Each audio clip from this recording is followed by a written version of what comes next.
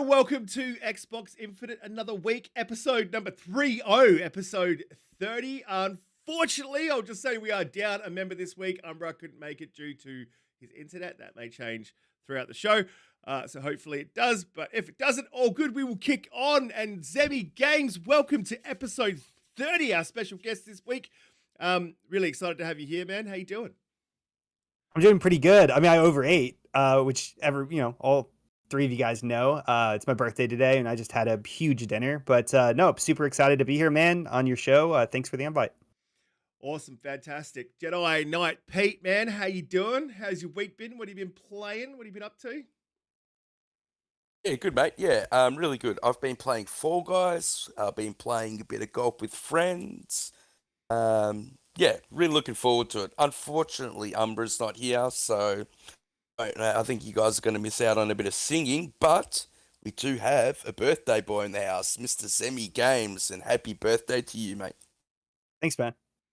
Oh, here we go. Here we go. Are we ready? Are we ready? Uh-oh. We're going to do this?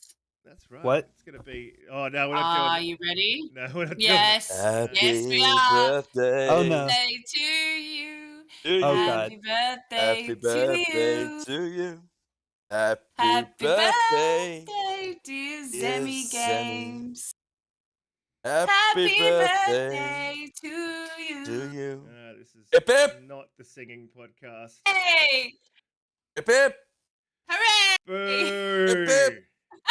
Hooray! Happy birthday, brother.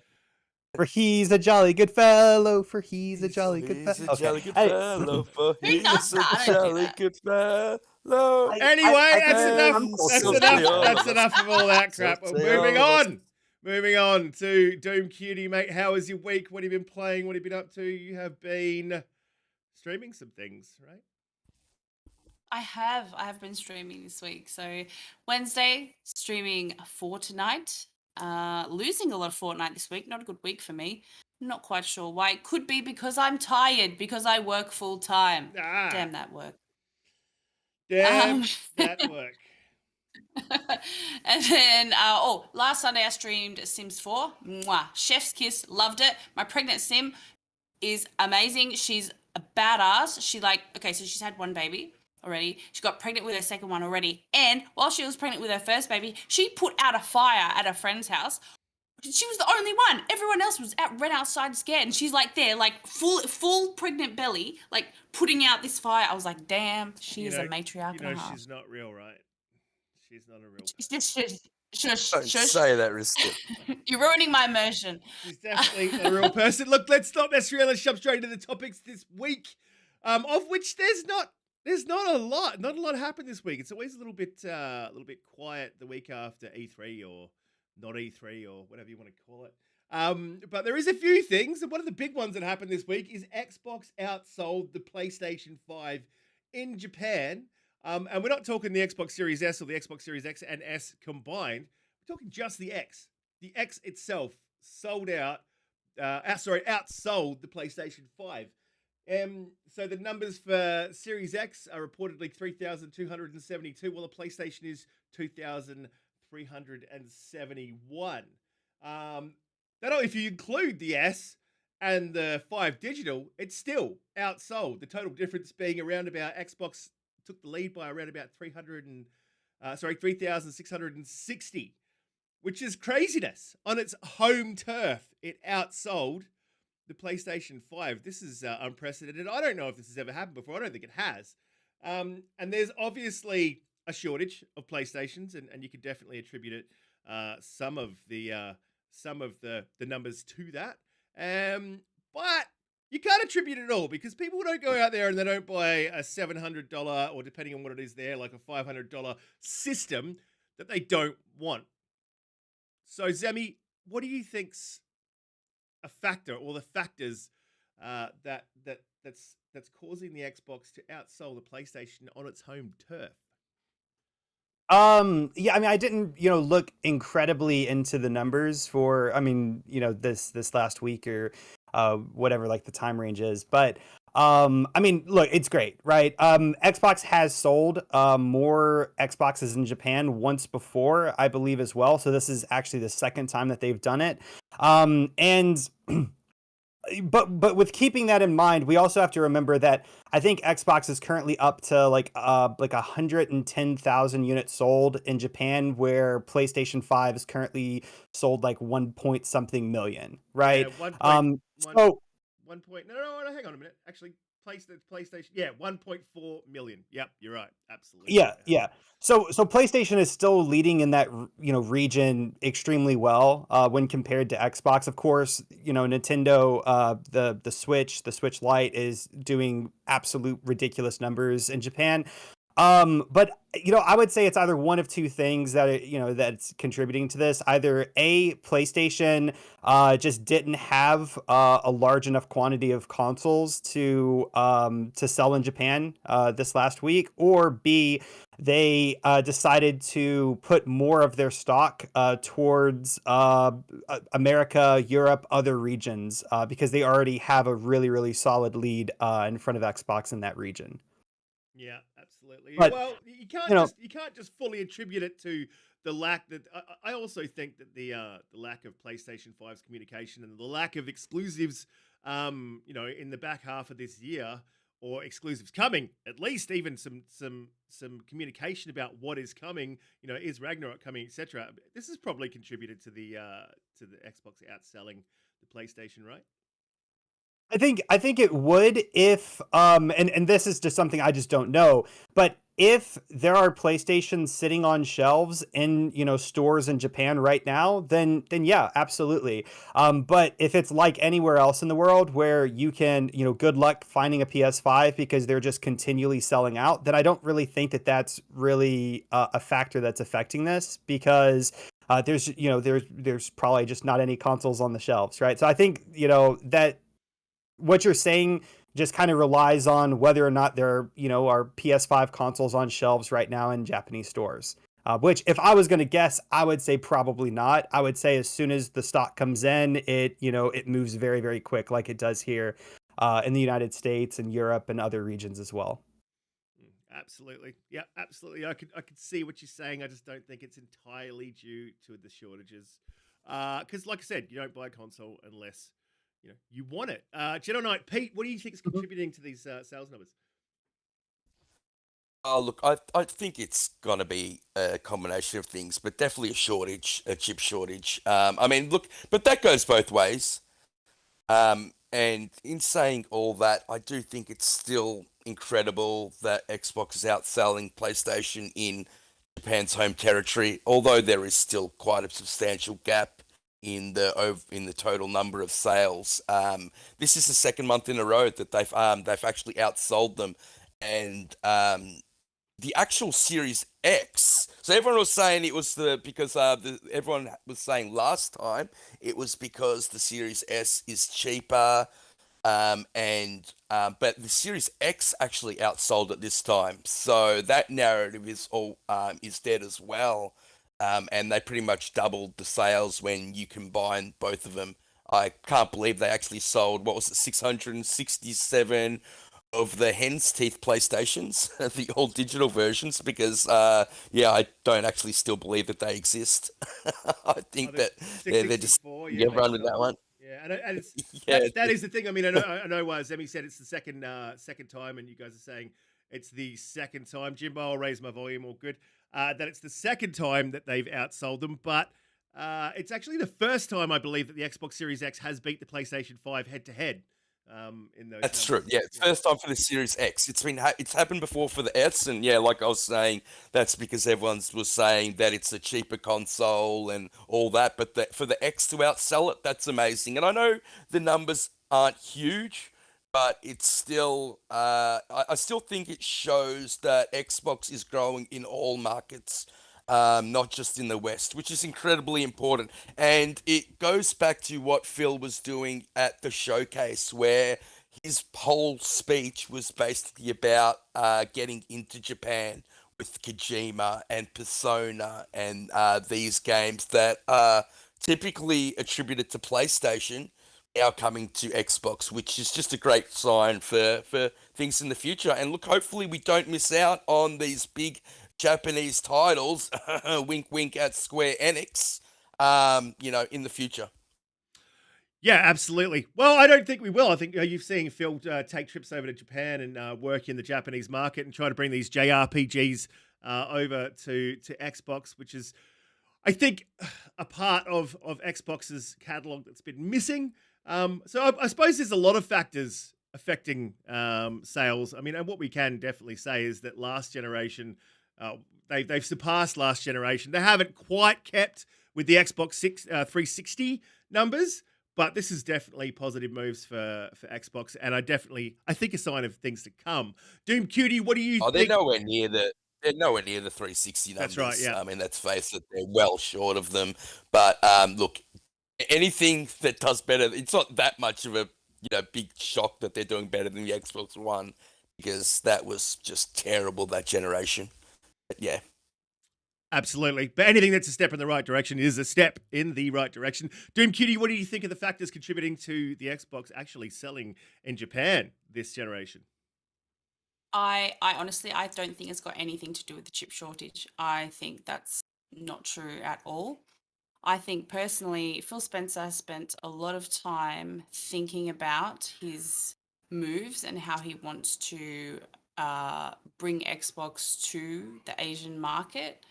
And this week, actually, a new team called Xbox Global Expansion Incubator had their first ever off-site event in Seoul, and participants flew in from Africa, Singapore, Japan, US, Australia, UK, and from that event, it was very, very pro Xbox. So I think Xbox is trending in Japan. Yeah, well, from the looks of the sales numbers, they've definitely got a presence over there. And like you said, No, Pete, and I think from the showcase, all of the games that are offered on Game Pass, it was very dismal compared to the state of play. So it really is a no-brainer. The Japanese people, they're not stupid. They know what they're doing. no, They're absolutely. not just jumping on a trend. Absolutely. Absolutely. Look, guys, if my mic's a little bit low, let me know. I think I have fixed the issue. But we'll move on to the next topic, and then we'll get into one of our really, really big topics for this week. So Forza Motorsport came out and confirmed that there will be in-game ray tracing. And there was, if you missed the controversy and you're not on Twitter, there was a little bit of back and forth about whether it would have ray tracing in-game on the track whilst you're racing, because they did say real-time ray tracing on track, which can be misconstrued as during a replay or during a Forza Vista or anything like that. But they have confirmed that it will be on the track. And this is something that you would expect to see, I think, from Xbox at this point in its iteration. Look, we were promised ray tracing at 60. We were promised 120 FPS. I mean, PlayStation 5 promised 8K. I think they've delivered on that once. A lot of the promises that we were told that it would be possible with these systems really haven't come to fruition. That's not to say that they can't do it, because obviously now they are doing, but we haven't really seen it because we have been in that cross-gen phase where they've been moving to the 9th gen and still developing for the 8th gen. So I guess this is a bit of a step in, again, another step in the right direction. And the proof in the pudding will be when they come out and show us this game. Obviously, I did a little bit of a poll earlier in the week as well, and people seem to be really impressed with Forza Motorsport 8 ray tracing and its visuals as compared to any other sim racer. But as I said, you can't really make that full judgment until we have it in our hands. But I think this is pretty exciting to see what Xbox can do and really stretch its legs. That's what I want to see it do. I want to see these new physics, which is really exciting as well, with the tires, with the change in temperatures of the track, affecting the intake into your engine. These sorts of physics, I think, can only be done with the 9th gen, and it's pretty exciting to see what's happening. But ray tracing in-game at 60 FPS is something that I've always said I think that they can do it. They're just not putting the effort in, especially third parties, to get that done because of the time it would take with their cross-platform development. So this is pretty exciting. Pete, are you excited to see what Forza Motorsport 8 can do? And were you surprised to hear that the game would have in-game ray tracing on track while you're racing? No, I'm not surprised by anything Turn 10 does, because they've proven themselves time and time again.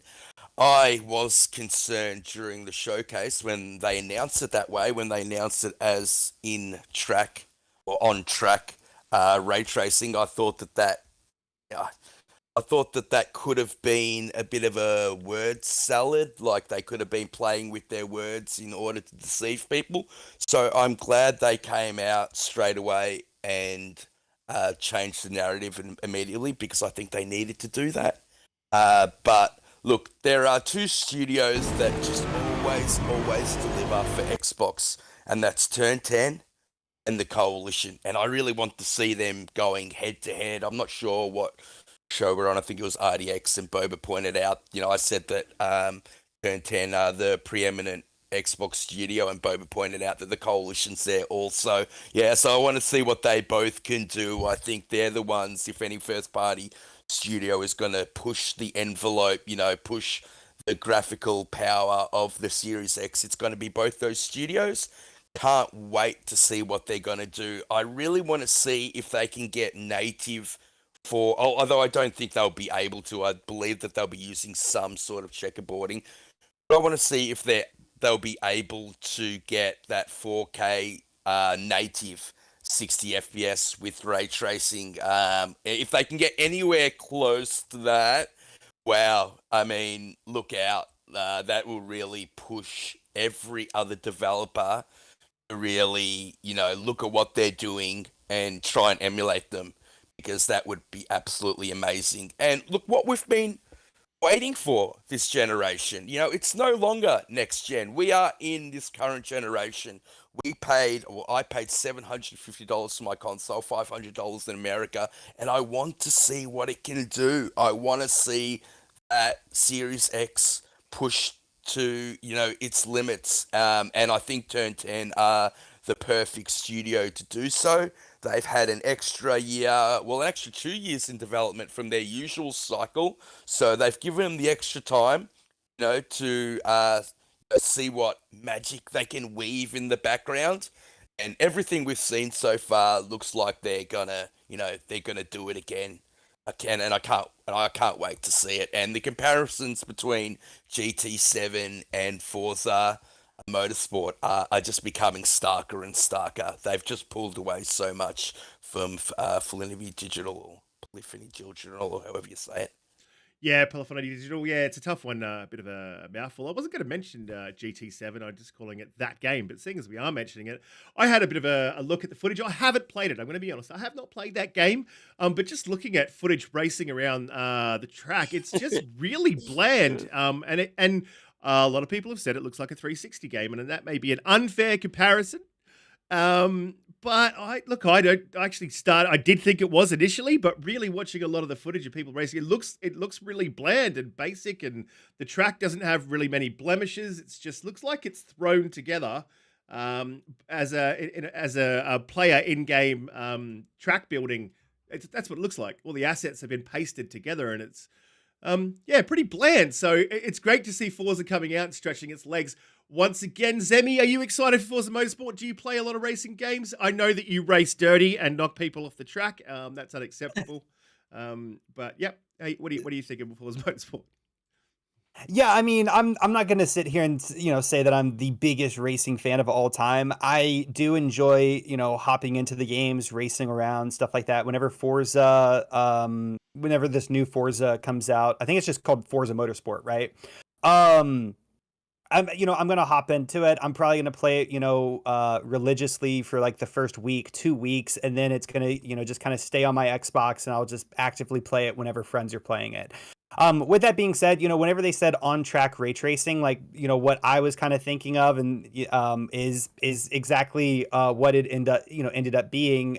As you're racing on the track, you're going to experience ray tracing and see it and so on and so forth. I think it's a really cool technology, and I can't wait to see it implemented into Forza Motorsport. And if I'm not mistaken, this is really going to be like, I think, one of the very first games that I think a lot of us are going to actually see this feature in full motion happening as we're playing the game. And for a car game, I think it, is going to work great. I mean, historically, I think car games have always kind of showed a console's capabilities for graphics and so on and so forth. And just watching during the Xbox showcase, seeing Forza Motorsport running, I thought it looked absolutely stunning. And I'm going to try not to bring up Gran Turismo 7, but that game definitely looked rather rough for sure. Fortunately, don't have a PlayStation, so I don't have to worry about playing that game or anything along those lines. But Forza Motorsport looks absolutely incredible. Can't wait to play it. And yeah, I'm super happy that they came out and clarified about the ray tracing in the game that a lot of people were Were confused you about. surprised, Semi, of the pushback? Yeah, I mean, look, I don't believe the Twitter narrative a lot of the time, but it seemed that they were getting a lot of hate. And were you surprised by that? Going off what Turn 10 has done in the past and what they showed, or do you think it warranted that kind of negative response that they got?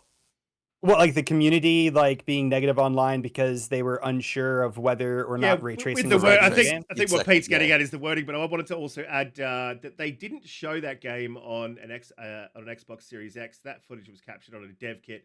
PC with Mhm. Xbox Series X settings. Does that concern you as well? That's the narrative currently. It was the on-track narrative for a while. Is that a concern for you?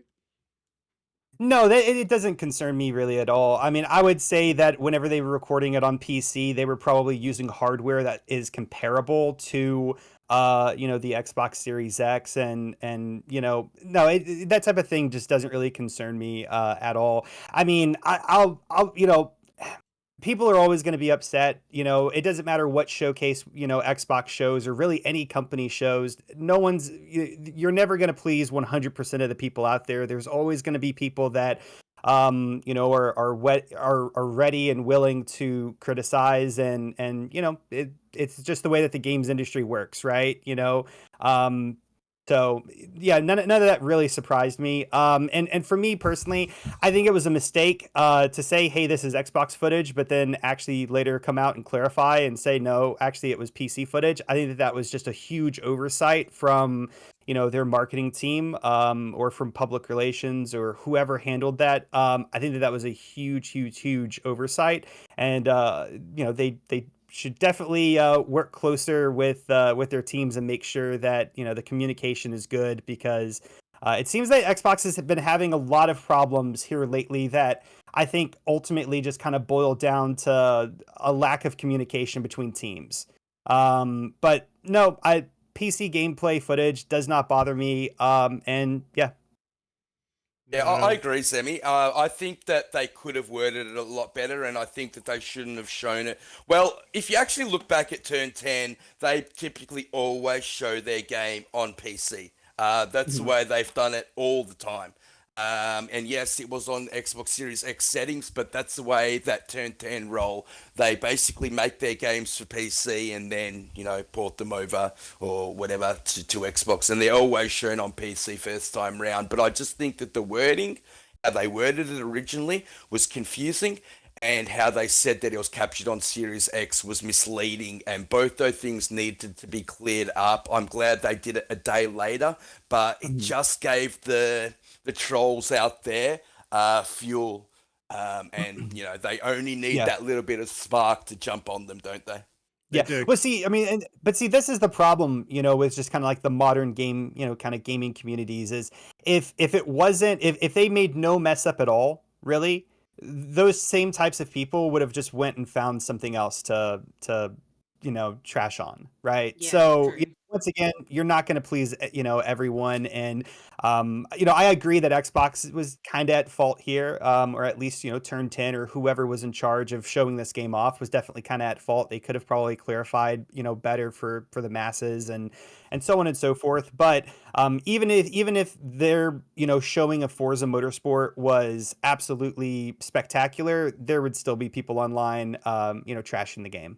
Like Yeah. when they play the footage back on their phones in 420p and take a picture of it, they wouldn't do anything like that, would they?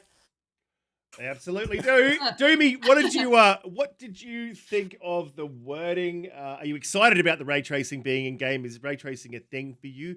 And look, were you a bit disappointed that they showed it on the PC? I myself, I'm a little bit disappointed. I always want to see things running on the Xbox Series X. We saw Diablo 4 running on the Xbox Series X, and I don't think it's a big stretch to be able to do that. There may be design constraints at the moment that they can't do that, and I understand that.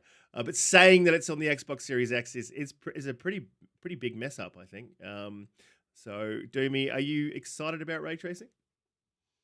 Look, I think the mistake in their language. I mean, potentially they could have the person that made that statement. I'm not sure who they are, but they are potentially not even a part of the team that organized that footage to be up on that screen.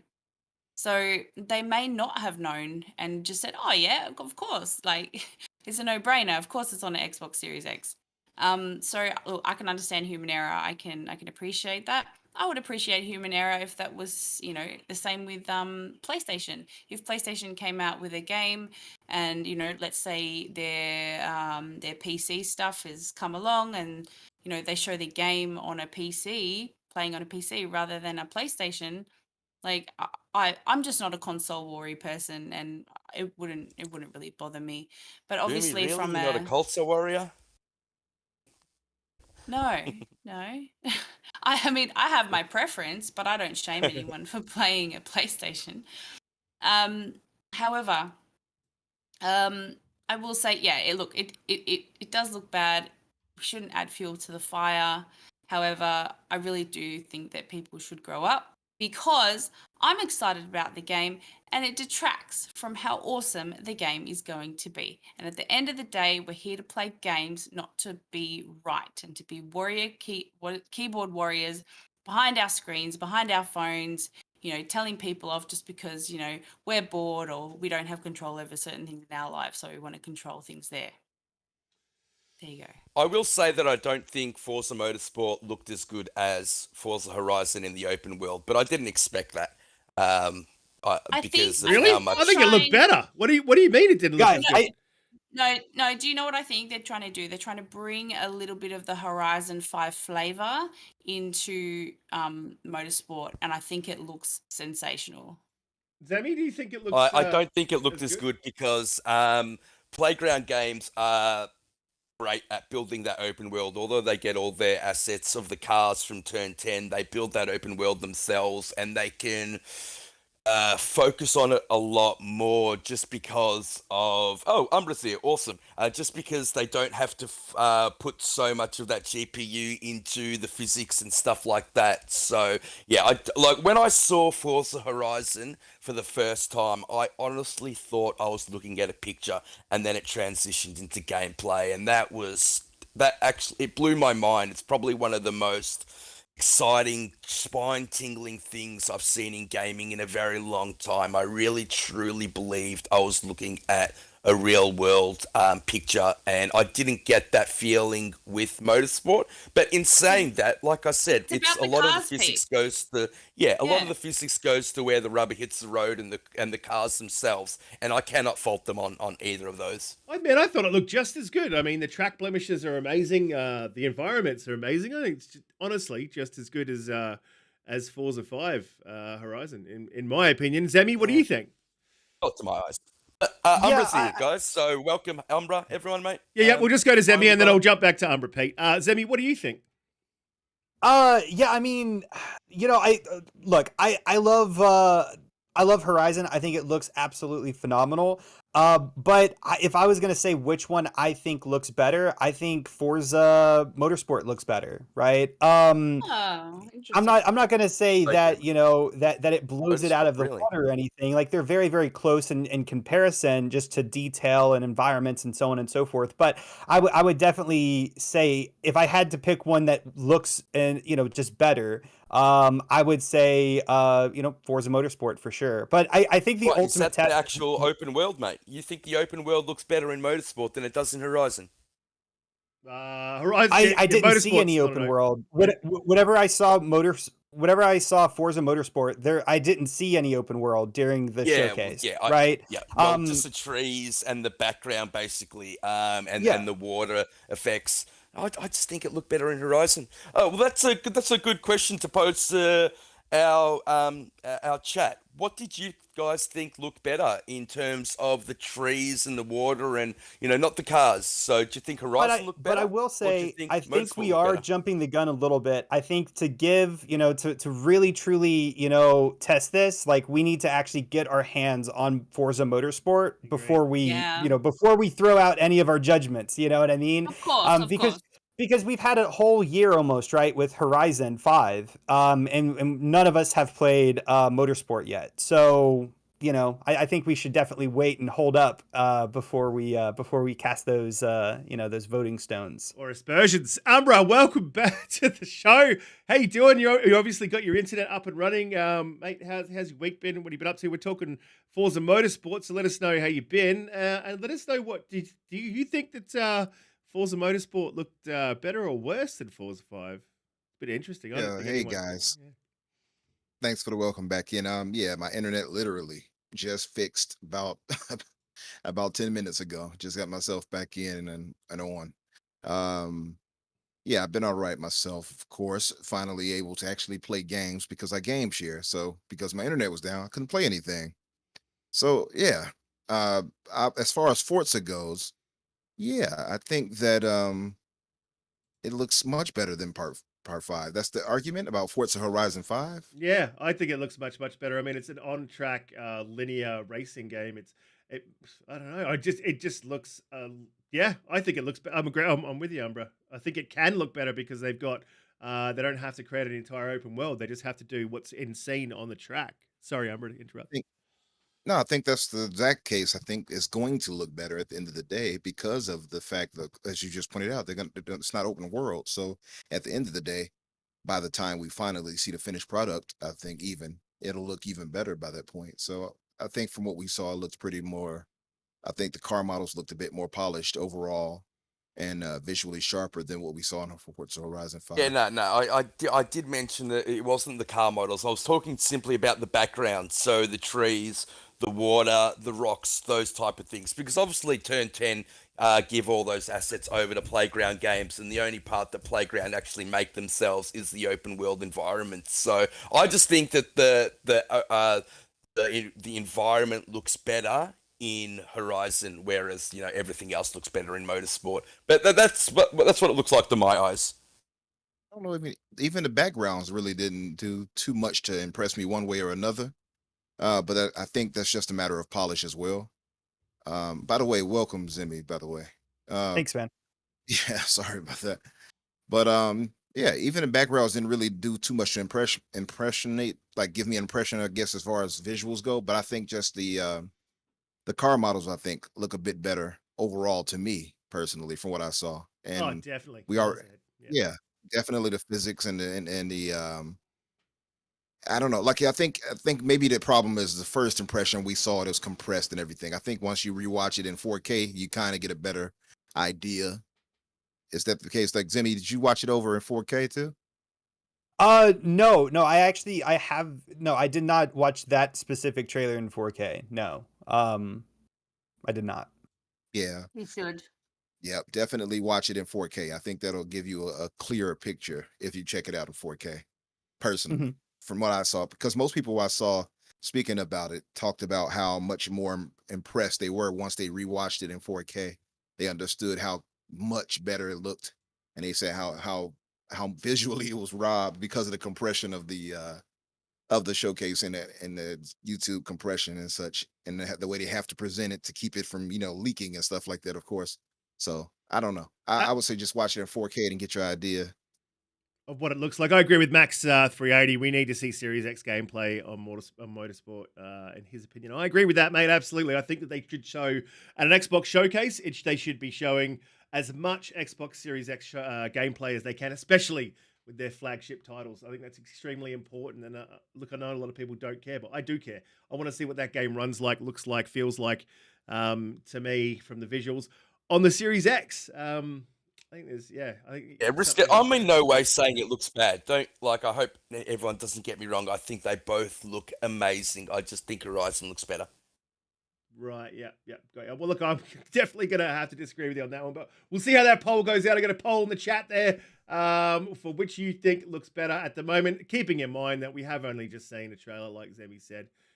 So it's pretty hard to make a complete judgment, but just off your first impressions, click on that. Also, if you are new here, click subscribe and share it out, let your friends know. And for you returning members of the chat, guys, welcome back. You guys power the show, and I really appreciate every single one of you. Hit that like button. Like I said, share it out amongst your friends. Let your grandma know, tell your brother, tell your little sister. Bring everyone in here. We want everyone in the world here. Next topic, moving You on. haven't missed much, Umbra. All we talked about is Xbox outselling PS5 in Japan. Next So, topic, yeah. moving on. We'll go to the From Software has another game in dev. And they're almost apparently ready to launch it. This is from an interview. I don't know if you guys caught this. I picked this up late last night. I found it really surprising that From Software already have something pretty close to the end of development, and they're talking about releasing it. Apparently, this was a completely different team. So it wasn't the guy who basically has run all the Souls games or Elden Ring. Miyazaki. Miyazaki, that's the guy I was looking for. It's not Miyazaki, but it's someone else. They're pretty close to launching. That's pretty exciting. What do you expect to see from this? Umbra, do you think it'll be the same quality as Elden Ring, or do you think it'll be just something completely different, a Souls-like? What are you hoping to see? Well, it's definitely going to be Souls-like. I think that's pretty much a foregone conclusion just because of the team. But I don't know if it'll be Elden Ring level, especially if it's something that's relatively new. They said they've been working on it, though. So the point, I guess, is that they've been working on it for a while, or that it's relatively new. Years they've been working on it. 6 years. It's apparently almost close to pretty close to release, is what he was saying. Oh wow! And Pete said about 6 years they've been working on it. Mm-hmm. Yep. So Never in mind, I a take that back. 2018 article, the interview, Miyazaki said that they were working on 3.5 games. One of them was Deracine, which was a PS4 VR title, so that was the half.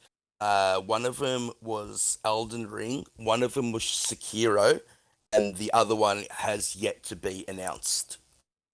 Yeah, I think they probably will stick closer to the formula as far as the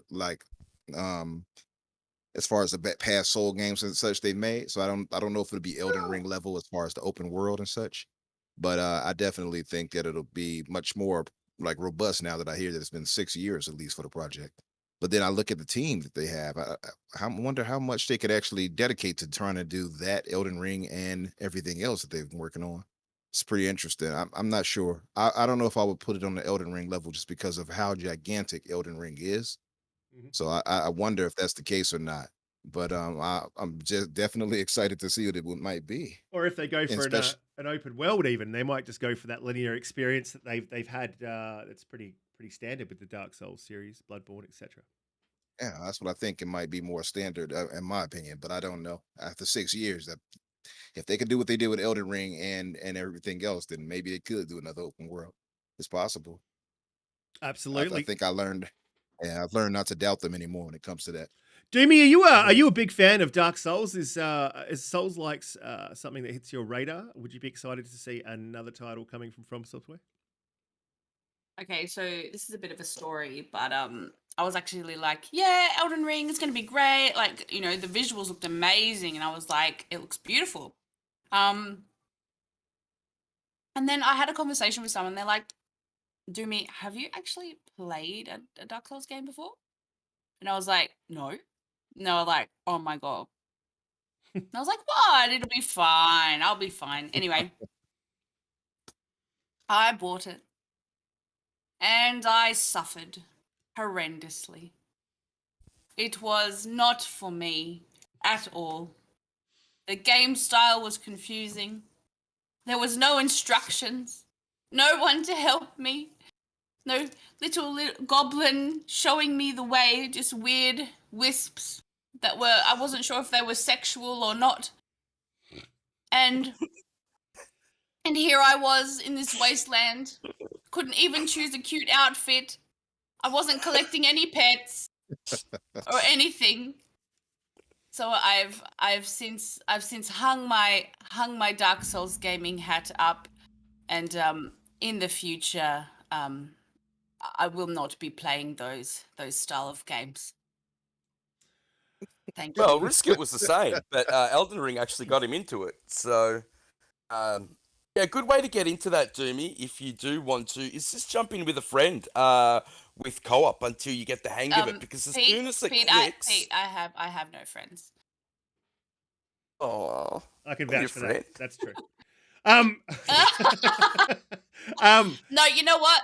Hopefully it's something like different. Like I would like to see something different because I feel like it's just a copy paste, like with the game style. Like obviously, Elden Ring was a much bigger game, but no, I kind of want to see what else they can do. Yeah, well, I didn't like the linearness of agree, Dark Souls. It was Hand-holding. it was really hard for me because I didn't want to go back and farm sections that I'd already done. So Elden Ring, the departure from being linear, was great for me because I can go off and farm something that I haven't done. I think that was the big appeal of Elden Ring. You don't have to just keep going back over territory you've been over and constantly go over it to farm, more gear and HP to get yourself to a level where you can take on that next boss. So, yeah, that's kind of why I went over to Elden Ring and really enjoyed the experience. Sorry, Pete. No, I was just going to say Boba Fett is, like he said, that's exactly the reason why he liked it, because there was no hand-holding and because you had to figure out things yourself. And yeah, I couldn't agree more, mate. I mean, it wasn't Ubisoft X, where you have to, they basically point you to that direction and you know exactly what you're doing. I love the fact they didn't hold your hand. But Risk It, it's Steph just joined, so I think it'd be a good time to announce something, mate. Yep, I'll just go through the topic, Pete, and then I'll get to that. That is on my topic list. I was waiting for him to join. G'day, it's Steph. How you doing? Professional Fall Guys player. We'll go to you, Pete, about Dark Souls, because I know that it is one of your genres. Is this something that you'd be excited to see, like a Souls game, not coming from Miyazaki? Yeah, look, I don't think it is a Souls game. I believe it will be Armored Core 5 or 6. I'm not sure what iteration they are up to. So it's a mech style game. I was looking at the timeline, and Bloodborne came out in 2015, so it could be Bloodborne 2.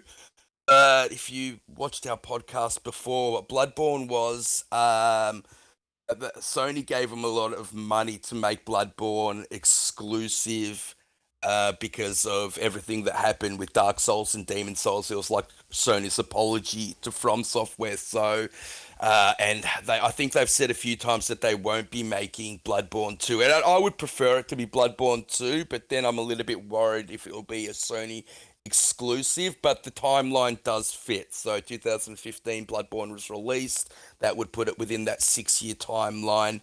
They're not going to be making a Dark Souls game because Elden Ring has taken the mantle from Dark Souls, so it won't be that. Sekiro, which everybody does want a sequel to, released in 2019, if memory serves. Someone in the chat can correct me if I'm wrong. So it can't be Sekiro 2 because the timeline doesn't fit. And so I do believe it will be Armored Core 5, which is, like I said, a mech game, very different, not very Souls-like. It would be cool to see, especially how much FromSoft has grown, because Umbra said that they're focusing on a lot of games. That's because after the success of Dark Souls 3, they pretty much doubled and then tripled their studio size. So they do have the amount of people there to be able to push out more than one game at a time. They also could be working on Casino. I forget the name of the game, the VR title. I suppose they'll probably be working on another VR title for PlayStation as well. But yeah, personally, I think it'll be Armored Core. It's not a Souls-like game. It's a mech game.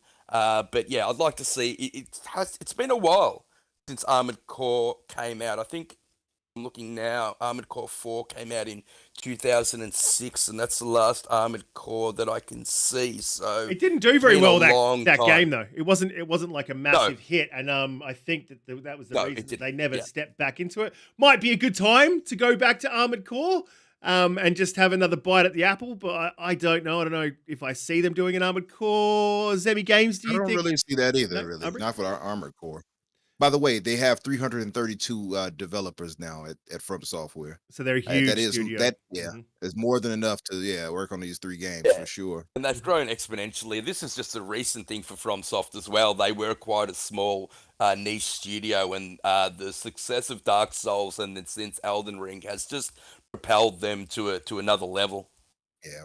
Yeah, it definitely has. And Hargeet makes a good point that Sekiro is actually, I believe the IP is owned by Activision, which will soon be owned by Xbox. So that would make it an exclusive to Microsoft. So yeah, I can't see them doing that because I think FromSoft are trying to move away from platform exclusivity and go fully multi-platform, especially after the pushback they initially got from Demon Souls, and since the success they've had from Elden Ring going all multi-platform. Yeah, absolutely. Zemi Games, would you be excited to see what FromSoft is doing? Are you a Souls player? Do you think it's going to be Armored Core? I personally don't think it will be, but I don't think it'll be Sekiro either.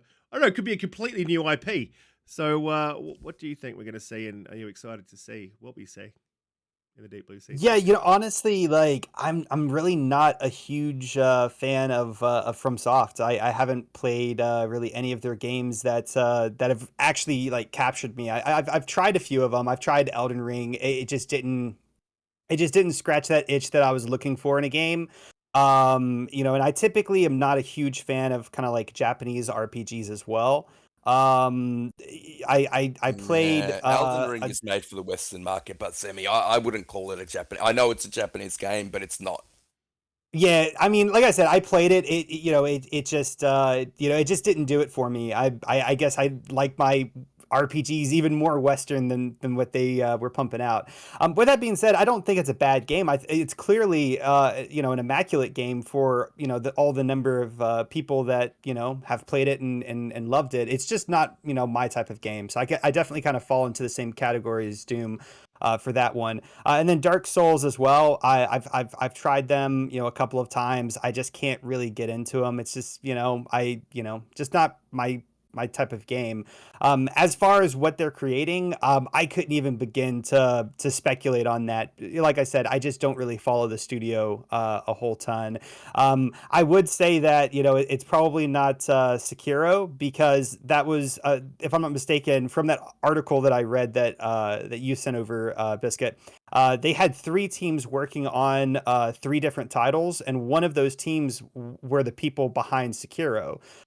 So it would be kind of weird for a studio that typically doesn't do a whole lot of sequels just to begin with to assign 2 teams around the same time to make and a risky bet, Sekiro right?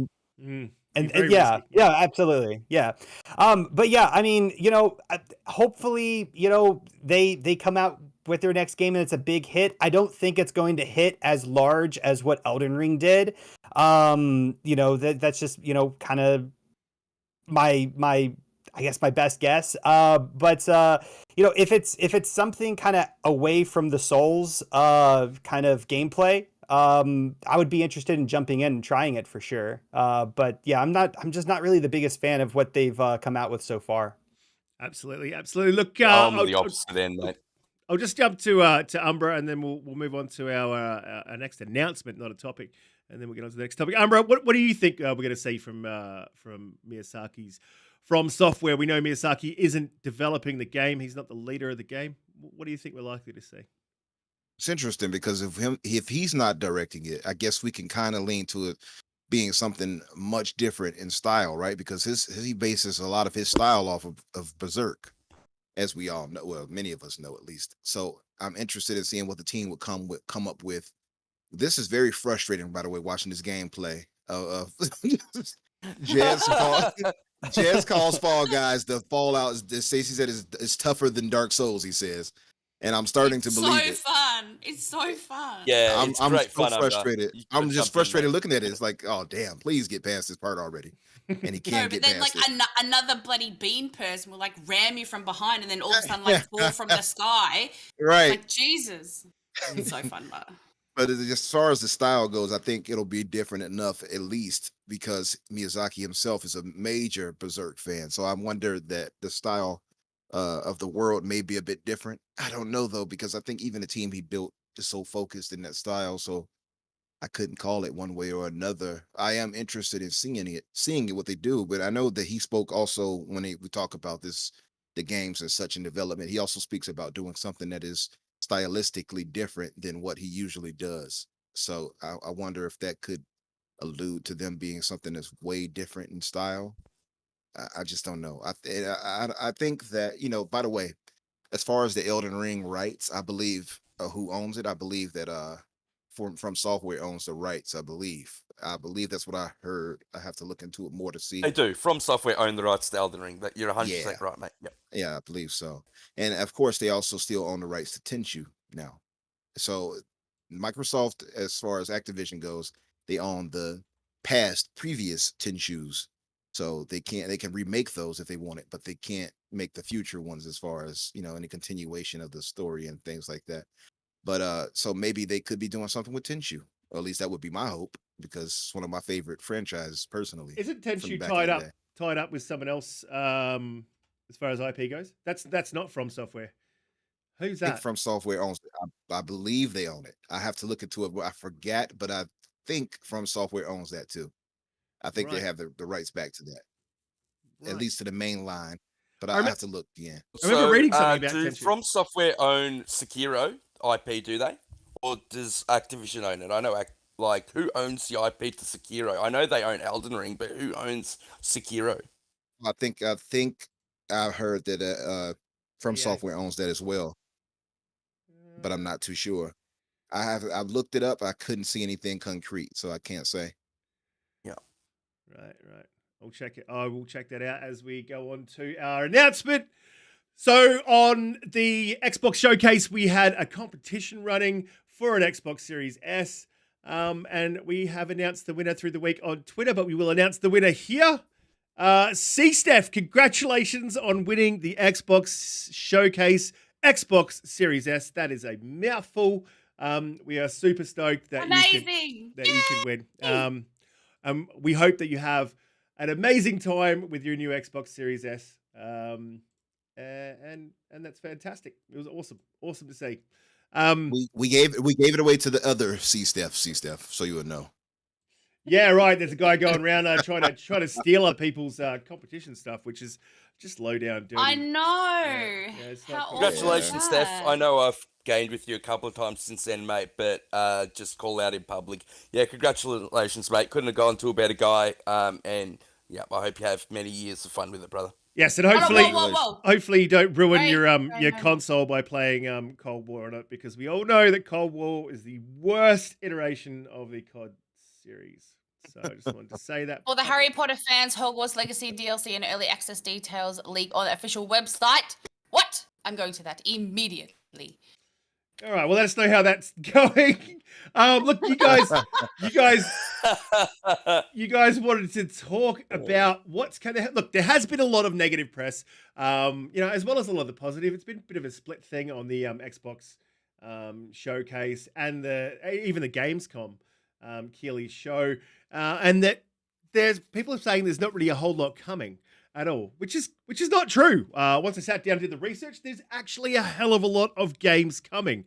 And you guys wanted to talk about, I believe it was Umbra and Jedi mostly wanted to talk about what is coming and spread a little bit of positivity. So if you guys wanted to pick out a game each that you're pretty excited for, I've got a massive list there. But when it comes to exclusives, for Xbox and for Game Pass, which is confirmed. Now, this is just confirmed now. Obviously, things change and will change as we go through the year. They'll pick up new deals and they'll have more things going to Game Pass. But just landing in Game Pass this week was Nakura Blade Point. You saw a little bit of that gameplay at the start. We've got As Dusk Falls. I'm sure that Power Wash Simulator will be in there. That's an exciting game, Power Wash Simulator. If you guys haven't played Power Wash Simulator, I really suggest that you give it a miss because it's crap. I mean, it's great. It's an amazing game. Turbo Golf, that's coming in August. We've got that coming to Game Pass. We've got Warhammer 40k Dark Tide. That's coming in September. October is absolutely stacked, not just for Xbox, but for any console. But the ones that are definitely going to Game Pass there that have been confirmed is, well, free-to-play is Overwatch 2.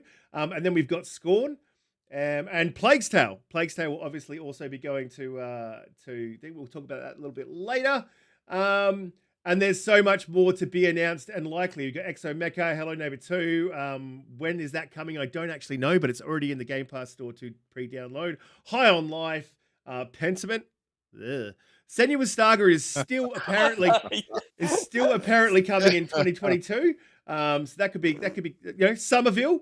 That looked amazing. That's that little indie kind of side-scrolling, semi-diagonal scrolling type thing. Yeah, it looked pretty cool. And we just had Teenage Mutant Ninja Turtles as well. The one that I'm looking forward to the most that's coming to Game Pass will obviously be Hellblade. But in the short term, Warhammer 40k Dark Tide looks absolutely amazing, and that's coming very, very soon. Now, I'm going to move to the panel on this. I've just shouted out what is coming to Xbox Game Pass. Only Xbox Game Pass. There is so much more coming. I mean, you've got Sonic Origins. I didn't hear any applause, and that's for a good reason. You have in August is pretty Saints stacked. Row, mate. Saints Row, Gotham Knights. Saints Row, Gotham Knights. That's all coming. You've got Lord of the Rings, Gollum. Evil West is coming in September. That looks absolutely amazing. Evil West, if you haven't seen that. Good. Marvel's Midnight Suns, Persona 5's coming. Call of Duty in October. October's absolutely stacked. I actually wanted to talk about that a little bit later. But guys, I'll go to the panel. Obviously, Doomy, your game is going to be Harry Potter. No, sorry, Hogwarts. What's no. It's not an Xbox exclusive though, and it's not coming to Game Pass. That's right. Doesn't matter. We're just talking about games that are coming to your system that you can play. What you're most excited about, honestly, I don't care if it's coming to Game Pass because you're still going to get to play it. So this focus on exclusives is a bit ridiculous. Like, if you can still play the damn game, it's great if it's in Game Pass, but if it's not, you can still play it. That's all right. That could be your game of the year. Who cares? Yeah, exactly. Yeah, no, Hogwarts Legacy, I have been waiting for so long. I am going to be just living in Hogwarts, around Hogwarts. I'm going to be dreaming about it, eating it, breathing it. It's going to be my life until I finish it. And I was talking to someone yesterday. I don't think it's co-op, but can you imagine if it was online co-op? Oh my God. Anyway, yes, they currently just recently released some details about some of the outfits, like the attention to detail of all of that stuff. And I can just say it's so beautiful. Oh my God. If it's just what house are you going to play as? Well, I'm a Hufflepuff. Okay. So I'll have to play Hufflepuff. What house are you, Zemi? I hope they pick Ravenclaw. for you guys. I hope they pick for you guys and give you both Slytherin. No, I think you're going to be able to choose. I really do. I think we should be able to choose. Yeah, Zemi, I don't want choice. I want you both to be forced into Slytherin. So whenever I took like the Wizarding World test online, I was a Ravenclaw. So the first character that I play as in Hogwarts Legacy is going to be a Ravenclaw. And then I'm probably going to do a Slytherin playthrough so I can kind of do a more evil kind of like dark wizard playthrough. And then if I'm still just like absolutely loving the game, and if there's a ton of choices that you can do that really kind of lead to different outcomes, I'd love to do like a Gryffindor and Hufflepuff playthrough as well. But for sure, Ravenclaw and Slytherin, 100%. I'd go Gryffindor, but that just seems a little, I don't know, like non-original, right? Most people will play as them, won't they, mate? Yeah. Yeah. Which is fair. I mean, plays the house that you want, right? But I'm super excited for Hogwarts Legacy as well. It looks amazing, and I think the outdoor areas, the attention to detail to those is amazing, and being able to fly on the hippogriff and just oh my God, Hogsmeade. Do you know the release date of Hogwarts Legacy? It says holidays 22. Yeah, so still no official date. Okay, cool. No, I'm hoping that maybe during like the next state of play that they might show something. I don't know. Yeah. I mean, look, it's going to be Christmas, like obviously. But yeah. Wait, Pete, what is your what is your house? I am not a massive Harry Potter fan. No, so hold up, honey. I'm gonna put the link in Discord, and you're gonna. It's a few questions. Umbra, you're a Slytherin, is that right? No, I'm gonna get Hufflepuff. You guys get Slytherin. No, So, what yeah, are I'll go You and Gryffindor Jimmy just exclusively have to because- get Slytherin Hold specifically. on, I'm they're gonna the ones post I know it the in the most. chat. I'm gonna post it in the chat, and if they haven't done it, then they can do it. But yeah, that is my most anticipated game. Pete, what is yours? Oh, look, I've got a few. Me and Umbra fought for this topic to be in because there's been way too much negativity. There's been a lot of people saying that not much is coming, and when you actually go down the list, it's quite incredible to see what's coming out. I put a little poll on Twitter and asked people what their most anticipated game was, and it was between Gotham Knights, Plague's Tale, and Modern Warfare 2. And surprisingly, just edging out Modern Warfare 2 was Plague's Tale Requiem. So congratulations to that game. And and I think a lot of that was due to the game going into Game Pass. A lot more people got to try out that game, which is just fantastic because it's a great game. And if you haven't seen it, there's a 12-minute gameplay trailer that they just recently released. So, guys, check that out. It looks really, really good. It got a release date. I think it's around the 18th of October. Yep. So, but look, there's so much. Probably my most anticipated game, if I was to pick one, would be Warhammer. Just because I know I'm be able to play it with my friends. So 4 players. They've added that shooting mechanic which wasn't in Vermintide. So that's my kind of jam. Shooting people, although the melee aspect is still in there. So that would be my most anticipated game. But to say that there's nothing coming out is just craziness. Like Fall Guys just dropped. I've been playing a lot of that with a lot of you guys that are in the chat, having an absolute blast.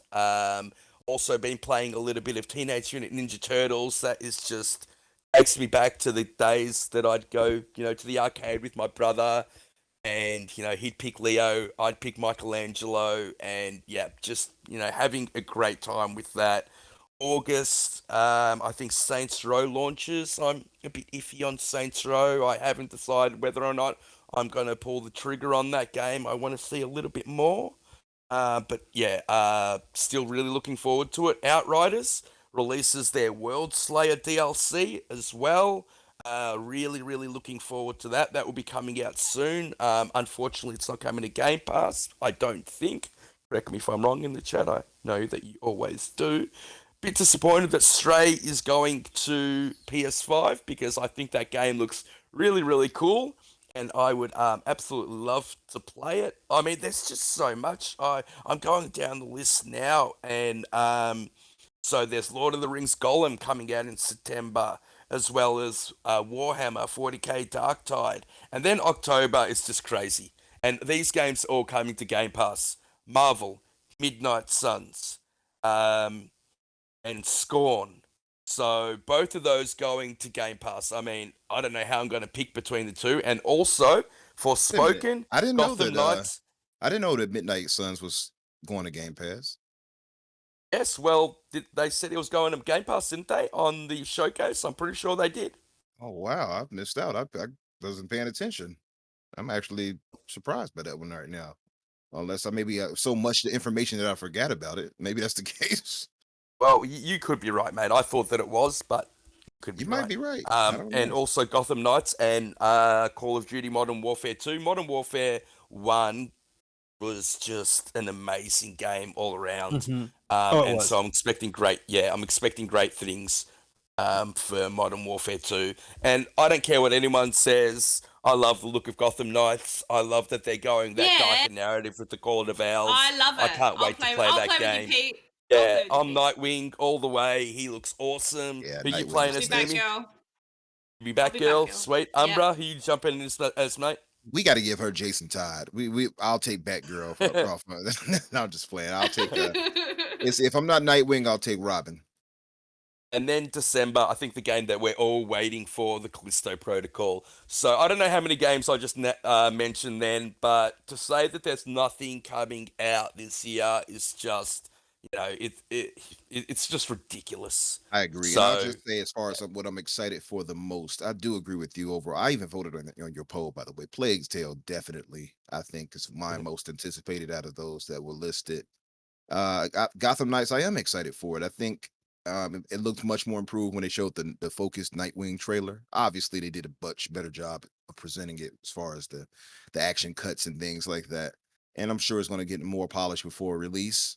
But I think it'll be fun. It'll be fun. I think the problem is just the art style is what threw me off originally, and it didn't look as smooth compared to previous Arkham games in some ways. But I think the whole co-op aspect and things like that might help elevate it more.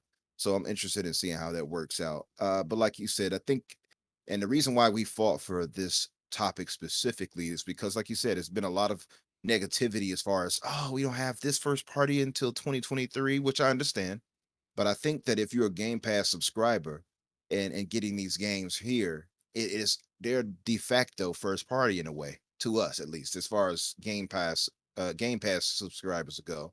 So it feels like they're exclusive in a way. You know what I mean? And even if we had exclusivity for third party games coming to Game Pass, or at least, and let's not say exclusivity, but let's say if they released a Game Pass exclusively, but also on other platforms, I would still take that as I'm getting these games at no extra cost to Game Pass. So, I think we have a lot to look forward to that people are kind of ignoring because it's not first party specifically. Stray does look pretty good, by the way, just to point that out. I'm not overly like hyped for it, but I think it does look pretty good, and I might get it for the Cute. yeah. Well, PlayStation's PS5. got Stray, they've got Forspoken, and heavily rumored to have God of War, so they've got a great back end of the year as well. Yeah, if God of War comes out, absolutely. Forspoken, I have zero interest in. I think, It's always good to and have I've a great said back end, isn't it? Really? Sorry, Umbra. it. As You know far as what? In my Forspoken experience, not goes, always.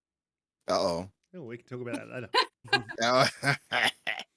But as far as Forspoken goes, I think Flintlock. I've said it before. I think Flintlock looks better than that, personally, to me. Let me ask, Zimi, are you excited for As Dusk Falls?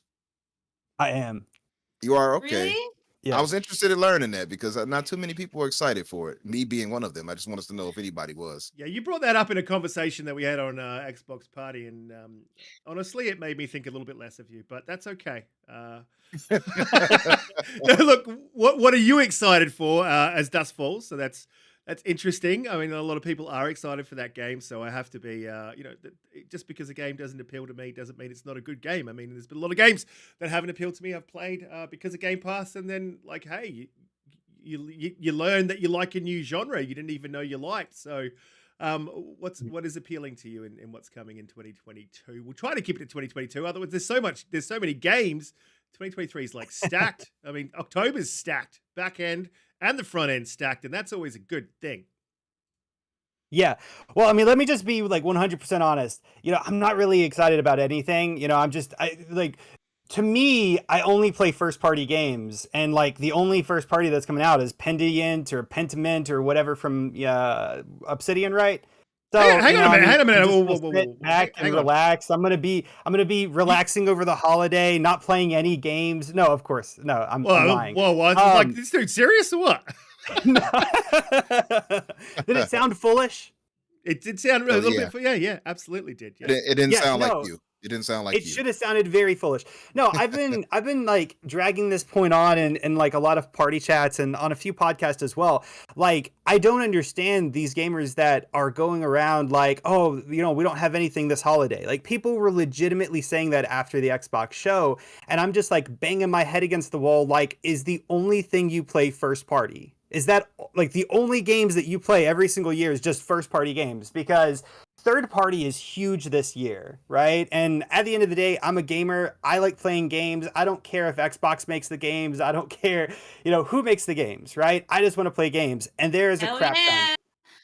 My most anticipated one is 110% Hogwarts Legacy. I've been following this game since like 2018. I believe it was late 2018 Yep, whenever yep, the yep. gameplay footage first leaked. I And remember that. yeah, I've been just like I every died. single I died. I was on the floor crying hysterically. I was so excited. I would like to see yeah, I was oh my god, I can't even put words to it. I was super excited to see it. Like, let's just say that and just move on. But every single showcase that has came out since that 2018 leak of Hogwarts Legacy, before we even knew that it was called Hogwarts Legacy, I have just eagerly been just staring at the screen, hoping that it would be the day that the game finally gets revealed. And of course it got revealed, and now it's coming out this year. I cannot wait for this game. Huge Harry Potter fan. If my camera was on, you would see all the Harry Potter statues and collectibles I have sitting on the shelf behind me. But other than Hogwarts Legacy, which is like my leading one, probably number 2 would be A Plague Tale. I absolutely adore Asobo. I think with the last one was absolutely fantastic. Like, the last A Plague Tale was absolutely fantastic. If anyone is in the chat hasn't played it, go to Game Pass right now, download it and play it. I think it's still available on Game Pass, but that game was incredibly good.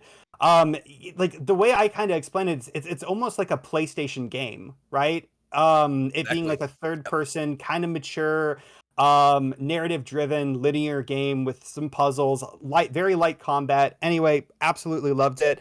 I'm actually really excited about Persona 5. I'm not the biggest fan of JRPGs. But whenever I was younger, I was always looking at Persona constantly, like in Game Informer magazines. I never was able to play it because I always owned kind of, an Xbox. But I tried out Persona 5 a while ago, really enjoyed it, but I just came back to the Xbox, of course. And so I'm super stoked that it's coming into Game Pass, and I'm going to be able to play it this holiday. As Dusk Falls, tons of people are not excited about this game, and I don't blame them. As Dusk Falls is 100% not a game for everyone, but I'm a huge fan of FMV games. Wales Interactive over in the UK make a lot of really good, like, interactive movie. Yeah, well, so for anyone who doesn't know what an FMV game is, it's boring. No, sorry, I'll keep going. My bad. Them fighting words. Don't say that. No, FMV games are awesome, man. I love them. I'm also a huge fan of like Telltale games. So and I love the art style as Dusk Falls. Saints Row, super excited for that. I'm a huge fan of like both the first and the second game. Wasn't the biggest fan of Saints Row 3 or 4. It just kind of got a little bit too goofy from like crazy, 3 right? as they moved forward. Yeah, but from what I've seen from Saints Row, like their reimagining, it kind of seems like it's going to be kind of on like the silliness level between Saints Row 2 and Saints Row 3, and the game just looks really cool. I've already made my boss in the boss factory. Cannot wait to play that. Destroy All Humans 2, Repro. Oh, great game. That original one was a great game by Aussie developers band Pandemic. I love that game back on. Was it the 360? That was a great game. Sorry to interrupt. It might have been the 360. I know that the very first one originally launched on the Xbox, like the original Xbox console, I believe. And then, of course, they remastered that a couple of years back, and I played that. That was phenomenal, and I cannot wait to jump into Destroy All Humans 2 again, which, once again, remake, remaster, not for everyone. And then the Lord of the Rings Gollum. I'm actually really pretty excited for that one as well. I haven't seen much since that one E3 showing of it like a couple of years back, but it really captured me. I'm not really even the biggest Lord of the Rings fan, but that game just looks like a lot of fun. And whenever I watched the movies a long time ago, Gollum was kind of always my favorite character. So that game looks really cool. And then High on Life just looks absolutely hysterical. Absolutely hysterical. Yeah, it did. It reminds me of Cyberpunk 2077. there's a gun in that game called Skippy that talks to you as you're shooting people in Cyberpunk. Yes, And Skippy. I went and Very got good. Skippy straight away, mate. Yeah. Yeah, I love Skippy in that from the game. monk guy. Yeah, the monk guy gives it to you. The quest Yeah. line. Yeah, that gun is Yeah. awesome. And High on Life seems like it's taking that kind of idea and just, pushing it to the max. And so I cannot wait. So even though there's not a ton of first party games, and I get it, like that's kind of depressing for, I guess, the people that only play first party games, but for everyone else, there's so many third party games. It's ridiculous. This is the year of the third party 100%. And I cannot wait for this holiday. Well, look, Absolutely. here's an interesting question that I wanted to ask. I didn't have it in topics, so I kind of wanted to drop it on you guys and have a very organic discussion. I like to be organic. Jim Ryan loves organicness. These guns look very organic in High on Life. This game looks amazing. But I wanted to ask you guys, here's the issue I think Xbox has now and Microsoft has now. They've got 23 games reportedly in development, or was it 33? 33 games in development. They've got a lot of studios working on a lot of games, and a lot of these games have been delayed. Whether they've been announced or not, I'm sure that they've been pushed back behind the scenes. And Matt Booty himself said the issue that he has now is where to put all these games in 2023, because you don't want these games cannibalizing each other, right? And going into Game Pass and just not getting a look in because there's so many games coming. So, Umbra, what do you think Xbox should do about this? You think they should just space these games out, whether they're ready or not, let these studios work on their polish until their release dates? And if they have to push them back just purely because there's no space to put these games out, do you think they should either release them immediately, or do you think they should push them back just to give them breathing room? Well, they got to give them breathing room, to be fair. But I think the cannibalization situation, I don't know if that's really a problem since they're coming to Game Pass. I'm not sure. What are you guys' thoughts on that? Because I think by the nature of Game Pass, they don't get them being cannibalized is less of an issue for them. But I guess they still do want to count on some sales because it's not like everybody is using Game Pass, to be fair. No, but absolutely. But player count, if you think about just on your question about Game Pass, with the player counts and all that sort of thing, a lot of games in Game Pass you do miss them, right? Like you might catch them a year later or 2 years later, but not on release because you're like they kind of get overshadowed by something else that's come out. So that's true. Yeah, I was going to say, Risket, that it depends on the game as well, doesn't it, mate? Like, so I understand where you're coming from, Umbra, but for a multiplayer game that needs player count, they really can get lost in how big Game Pass is. And I think, how like Game Pass always advertises itself as over 100 games, when we all know there's more closer to 400 in there. I think that's the reason why they do that, so people don't get, put off by the amount of games. Overwhelmed, yeah. But what exactly multiplayer games are coming next year that we can think of to Game Pass? Well, there's not a heap. I think. There's not a heap of them like coming, and I don't think Arc Raiders is coming to Game Pass. I really hope it does. Arc Raiders, if you haven't caught that one, check it out. It looks amazing. That looks really good. So Mecha? Exo Mecha is definitely a multiplayer game, but we don't know when exactly that's coming. But that's a great point, Pete. Are we talking about Xbox first party multiplayer games that are coming next year? Exactly, that's what we're talking about. We're talking about. So I think the two that we know for sure is Forza Motorsport and we know Redfall, because both of them got pushed, pushed into early next year. That's a good point. Right, so very different games, right? So they may not cannibalize each other.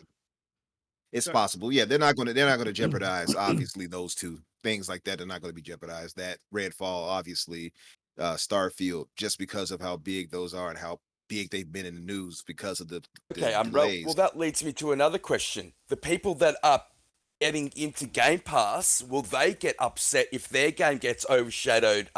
So yeah, we're talking about first party here. I get that, but me and you, Umbra, we've had this discussion before where first party doesn't really mean that much to Xbox since, they've been doing day and date with Game Pass. And so will they get upset if their launch date or release date is stepped on by other Game Pass games that are similar?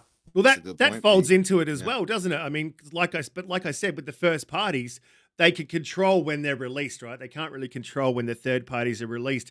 But another good point, they've got to look out for what they're putting in Game Pass as well, with their first party releases. And look, just to go to your point, Pete, like with Game Pass, you've got to remember that that Phil himself said that the traditional sales model is still where they make most of their sales, make most of their money. So that's still got to be a factor when they're releasing games. They don't want to cannibalize sales for these games. Sure, they come to Game Pass, but they're also bought. So that's definitely, I would say, a factor in their decision making. So Yeah, to that's me, I fair. think they've got a big problem. Like, where are they going to sit these games? They wanted to do a game a quarter, and that makes sense. That's not cannibalization, but they've got way more games than a quarter, Umbra.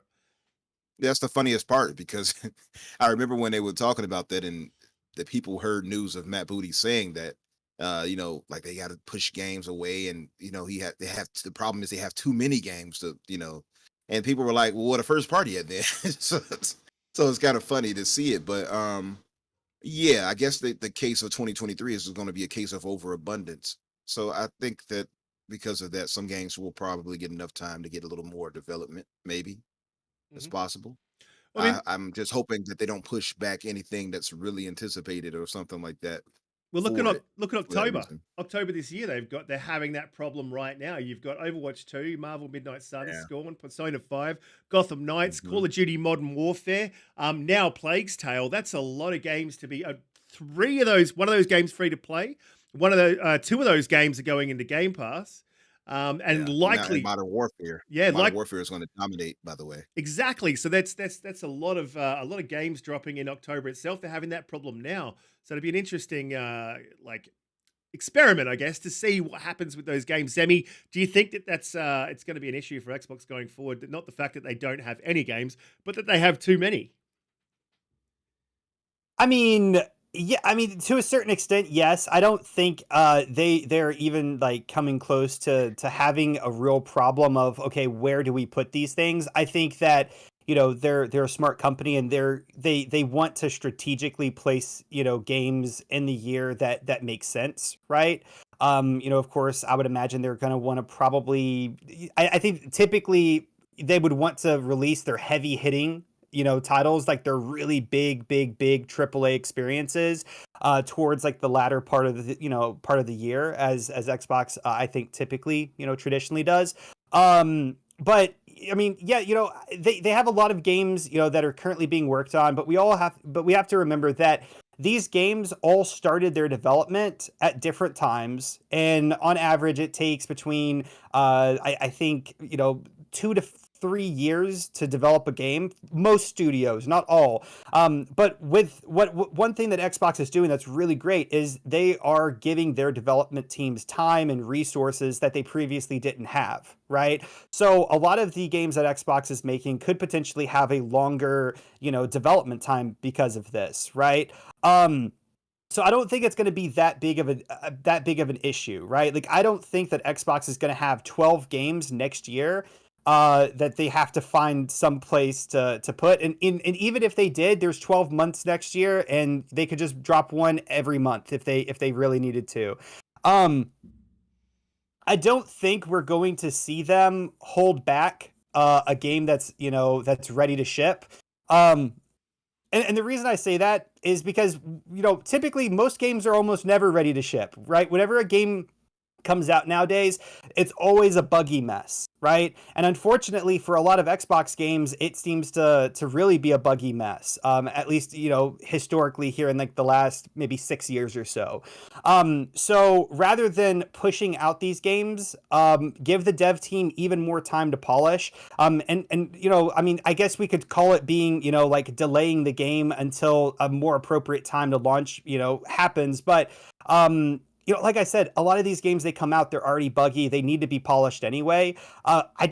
I don't think that Xbox is really in a very difficult position necessarily of having more games than they know what to do with. I think that, obviously it's going to be hard work to look at and see what third-party games are coming into the services, into their service, and then also figuring out, their release windows for all their first-party games and scheduling and, really building up a Yeah, roadmap and every year. And For their Sammy, what are they first-party going to titles do, coming mate? in. Push it back to 2024 when Hellblade and Fable and Avowed. I mean, the slate of games that are coming from Xbox is just crazy. But Wait, I think you're you right. think Hellblade's So coming it's a problem 2024? you want to have. You think Hellblade's coming 2024, Pick? And Yeah, Fable. look, well, they think it's didn't coming show 23. it. They didn't show it at the showcase, so that means it's not coming within the next 12 months. Right, that could be the back And end of 2023. Yeah, it could It be the could back be. It half. very It well could. could be. Yeah, it very well could be. But my point basically is that it's a good problem to have. This is going to be a problem with the amount of studios that Xbox has got now, and without the Activision Blizzard King deal even going through. There's going to be even more games coming out, so it's a problem that they're going to have to get used to and on top of, because we don't want games stepping on each other. But with the amount of games that are currently in development, it's going to be something that's going to happen. So I think they are going to need to separate the launches of them, depending on the game, of course. So if a single player game goes up against Forza, I don't think there's a problem with that. But you don't want very similar games launching at the same time. No, you definitely don't. But you guys got to keep in mind, Zemi, keep in mind that Matt Booty himself said to, I believe it was Cold Eastwood when asked, and he said it to a couple other people as well, that's a problem that he now has, is that these studios are going to be pumping out the games at roughly the same time. So he's going to start to figure out a schedule from where to put all these games. I mean, it's definitely a problem that they have. There's no denying that they've got a lot of games coming out in 2023. Everyone sees that. Doomy, what do you think they should do? Should they hold these games back and make sure they've got their breathing space? Or do you think that they should just, when they're ready, drop them? Let's see them. Let's have them.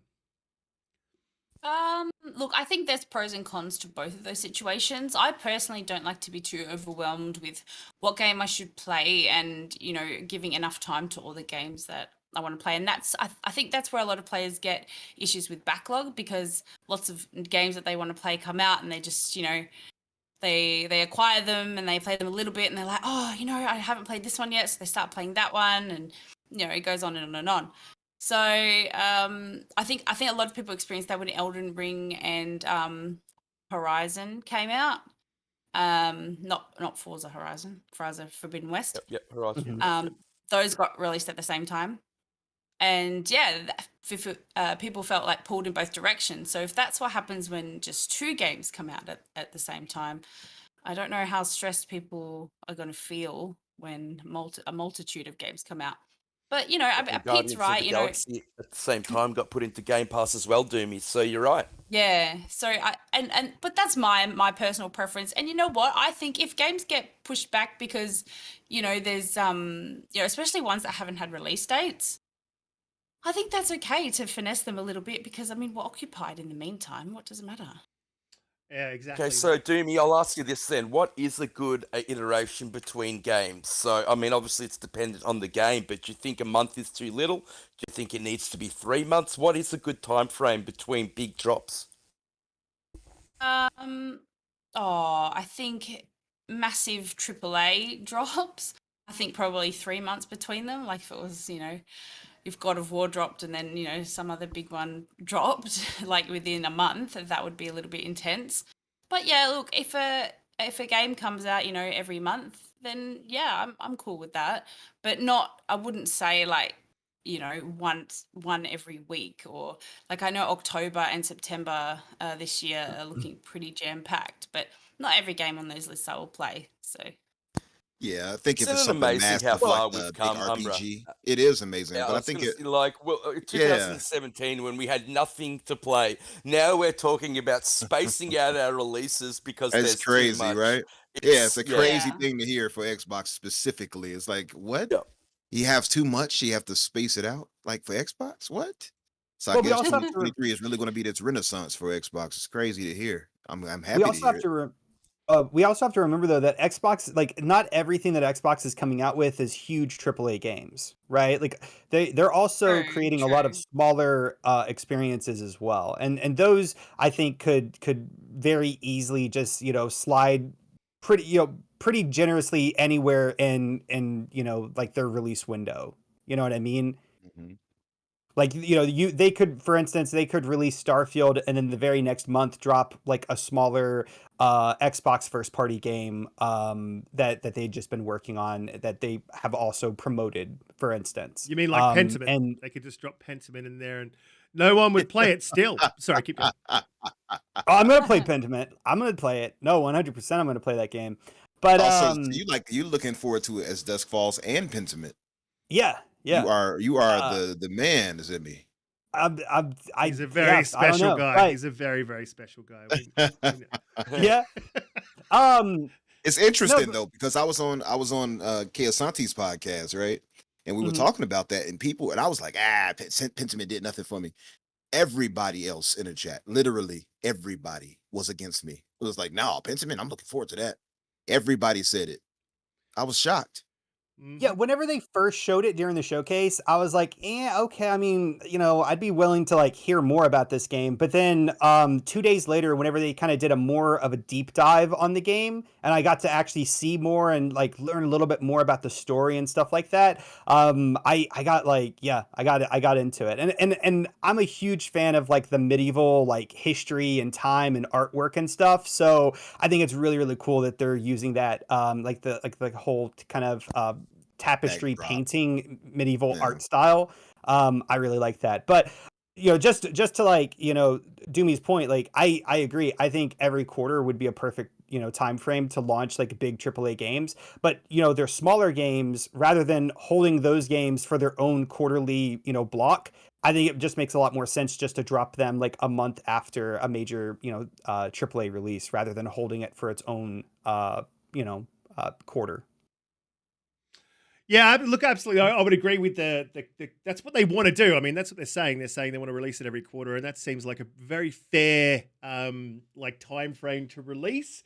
But if you're releasing one major every quarter, and say you've got two in that quarter, you don't want to release two in that quarter. So then you've got to start pushing back games quarter by quarter until eventually they get pushed into the next year. I mean, do you want to see them do that, Zemi, or would you rather them just go, right, we're going to drop these two massive ones in this quarter, one at the front, one at the back, and then see what happens? Yeah. You'd rather that? Yeah, no, I mean, like the way that I would go about it, of course, I don't work at Xbox, but the way I would go about it is I would look at all the games that were available, right? I would figure out which one needs the most polish, right? And I would schedule that one towards the end of the year to come out like a month after like another AAA game, because the end of the year is kind of whenever you expect to have a lot of games that you struggle to play through anyway. And yeah, I would probably just drop it then. Just delay that one game until the end of the year. They put them out at the end of the year, but I think that needs to change. And I think Sony and Elden Ring, especially Elden Ring, has shown that you don't really need to do that. Gaming is big at all times, and people will spend their money at all times of the year. Yes, typically Xbox like to release their big titles at the end of the year, but I think that needs to change. I just wanted to go back to a point you made about Pentiment.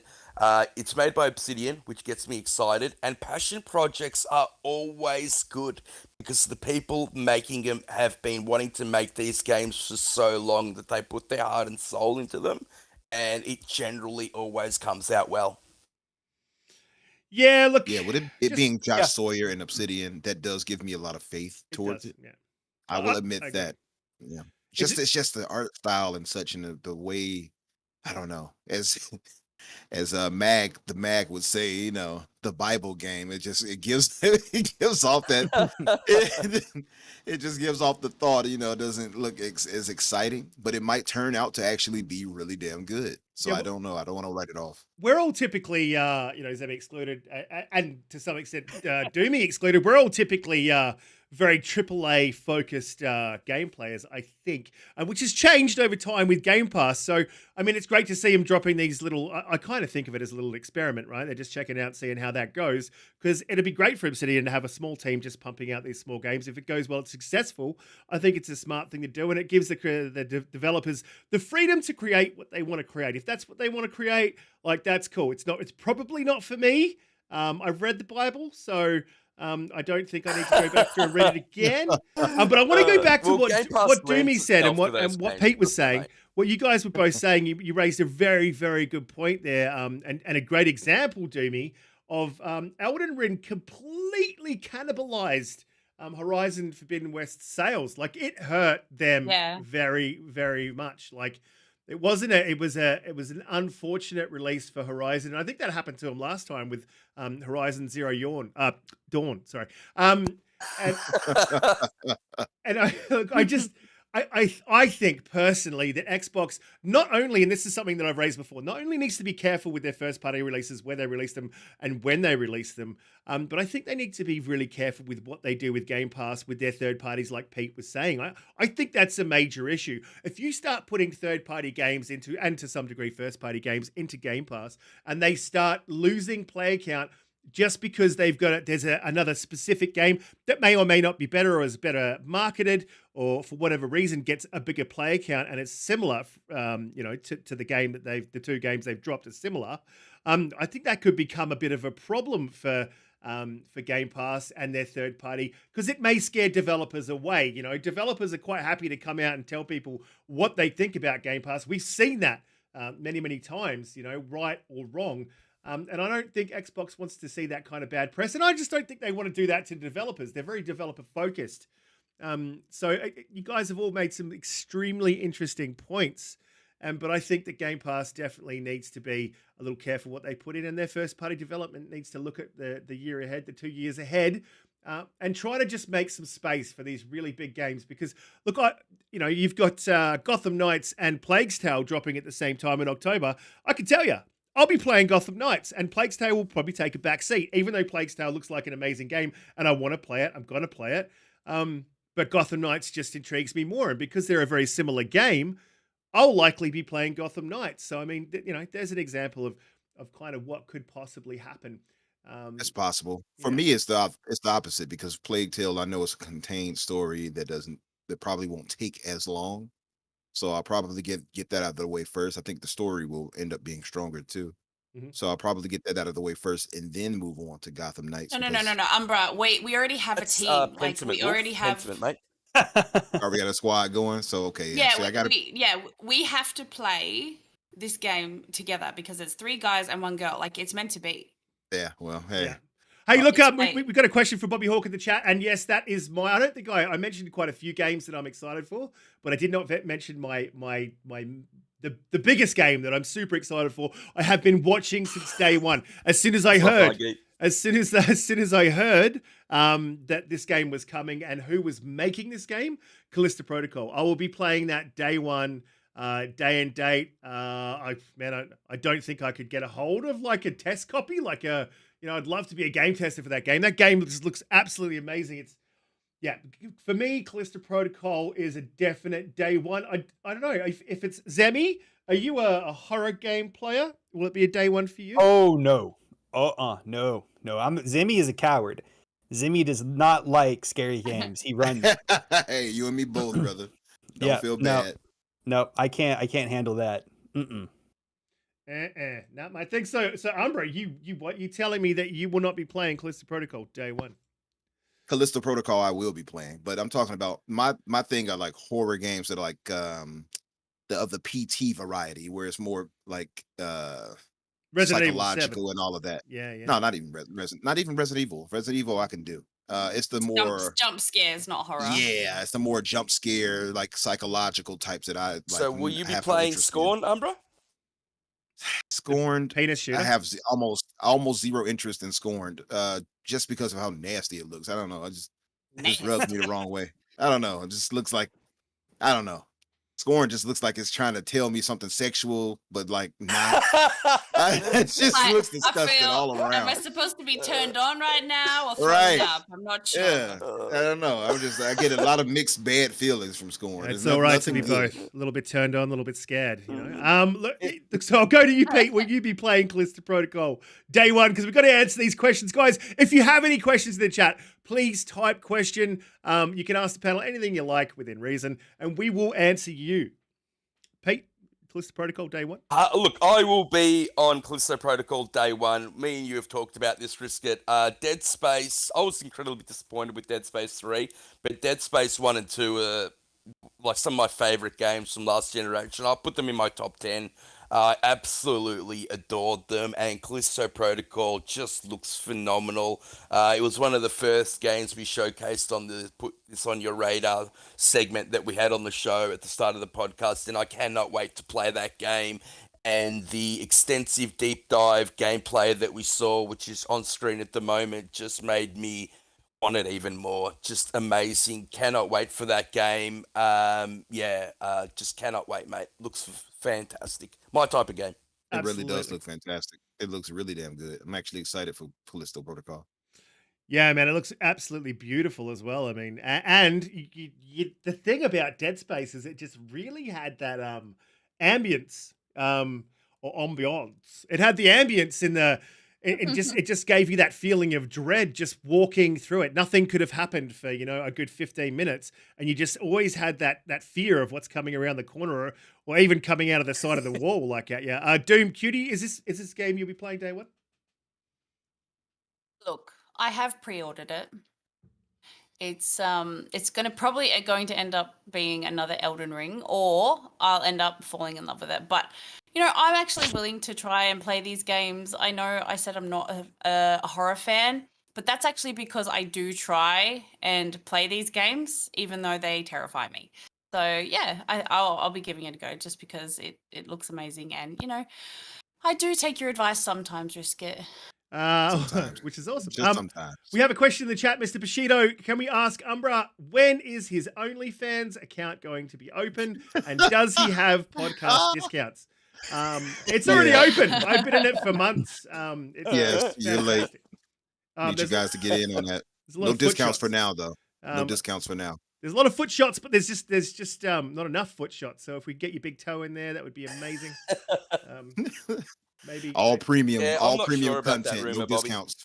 So you all get in on that as fast as you can. It's going hot. Oh, just to let the podcast in on a little secret.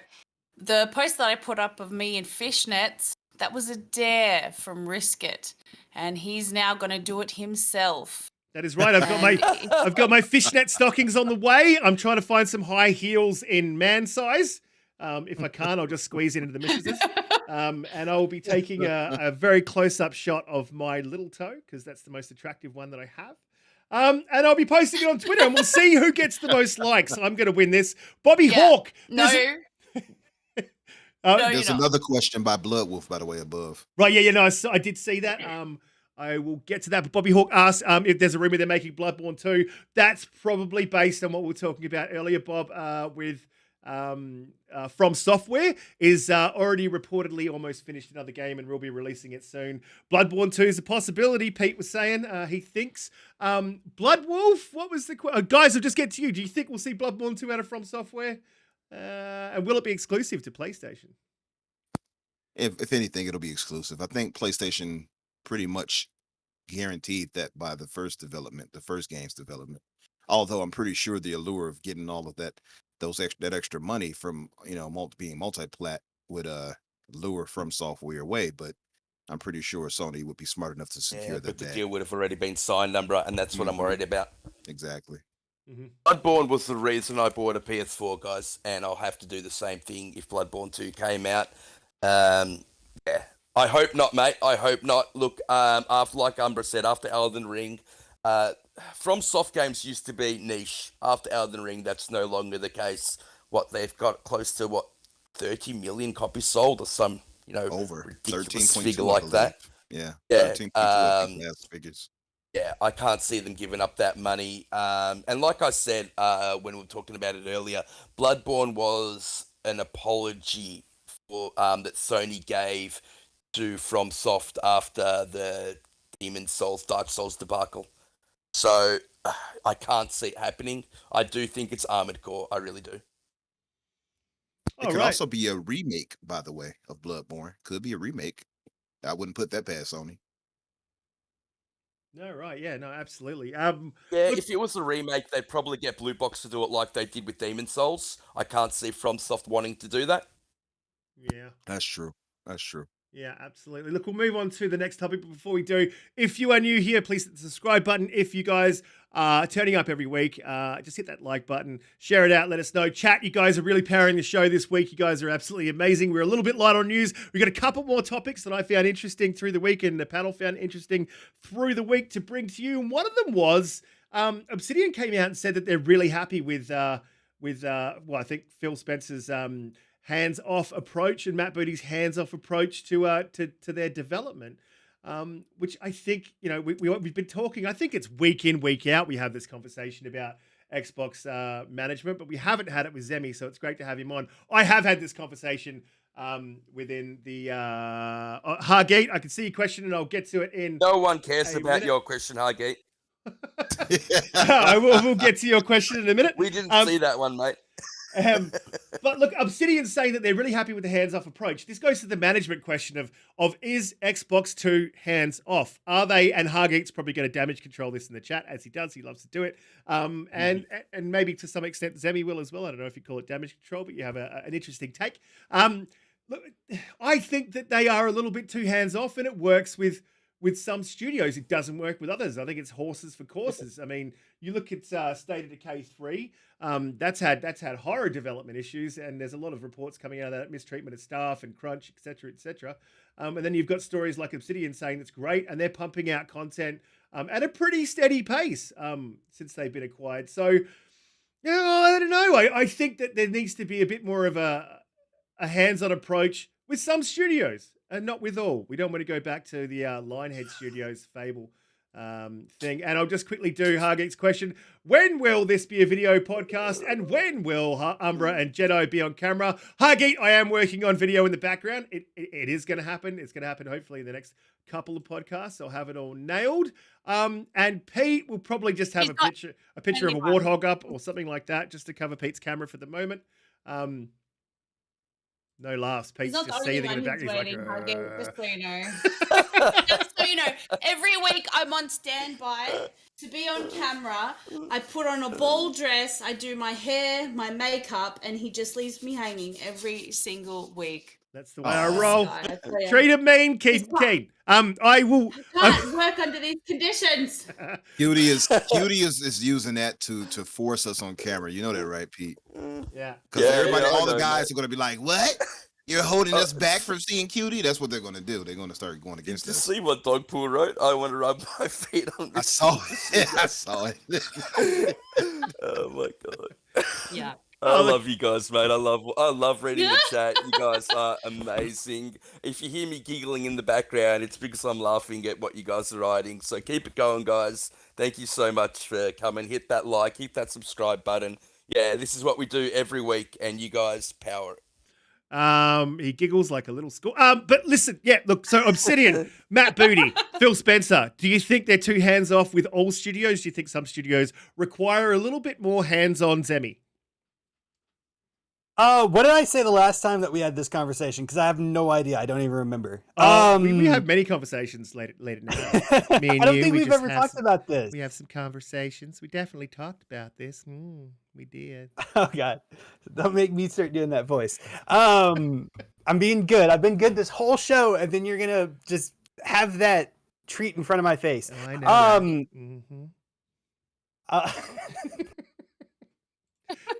Okay, so I'm just gonna ignore that and keep on with the topic.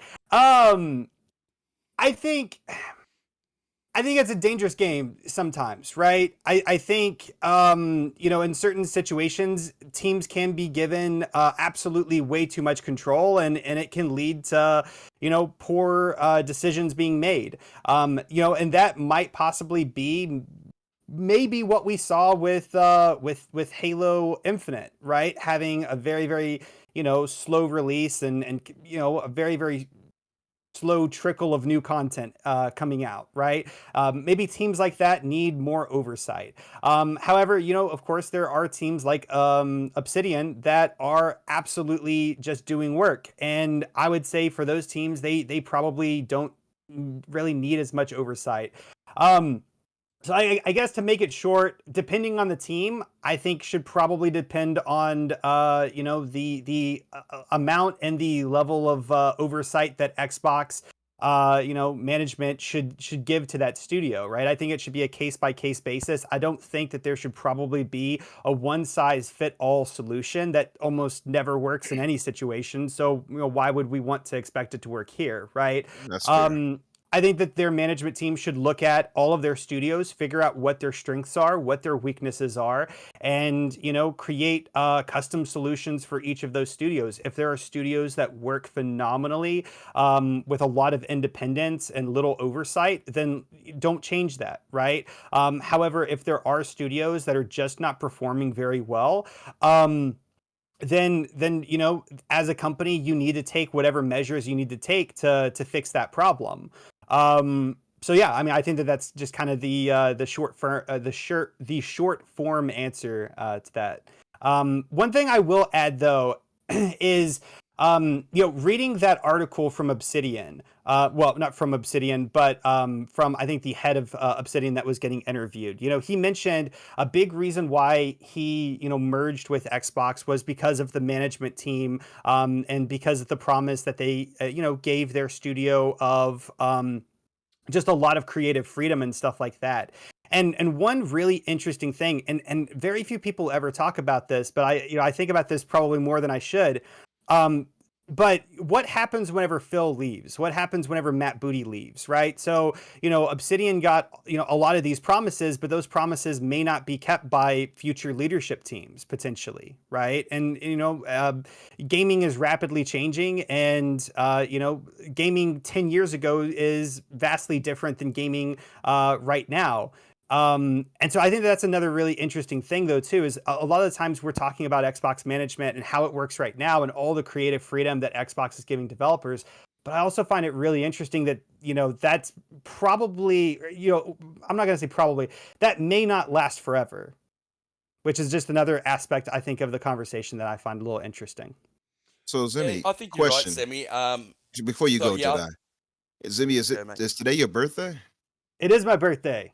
Happy birthday, Yeah, we already brother. sang happy Thanks. birthday, so you missed it. So Oh. no Oh, singing. perfect. No, Oh, I can sing it for No, you. you then. definitely cannot. No, you missed it. No, I can I sing it think for you him. should sing it. no. Yes, let's No. all sing him happy birthday. We've already done this. We I'm not already doing did, it mate. again. We already did it. Happy Oh, birthday God. to you. I ain't Happy singing again. birthday Bad luck to to sing it you. twice. All right, you guys have all been muted. You're muted. They can only hear me. No, they can hear you. Happy Everyone's like, birthday, what? brother. Seriously. Thanks, man. I appreciate it. You're welcome.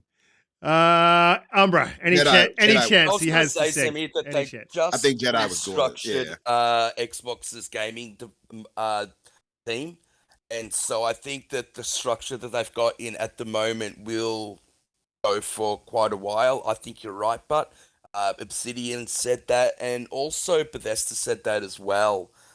With Todd Howard was just really loving the direction that they were going, especially everything that they were doing with the cloud, and everything that they're doing, like, to get games out to more people with the Samsung TVs, Game Pass, all that kind of stuff.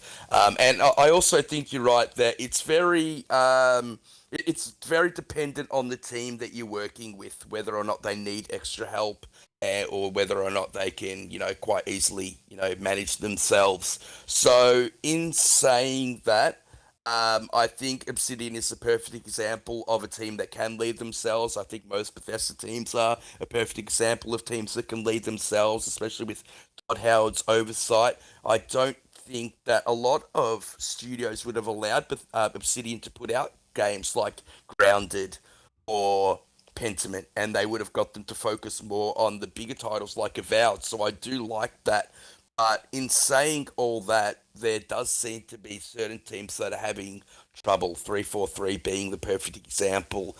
So how long do you give these teams? Do you give them any leeway for what's going on in the background with COVID, or do you think that they can't use that excuse anymore?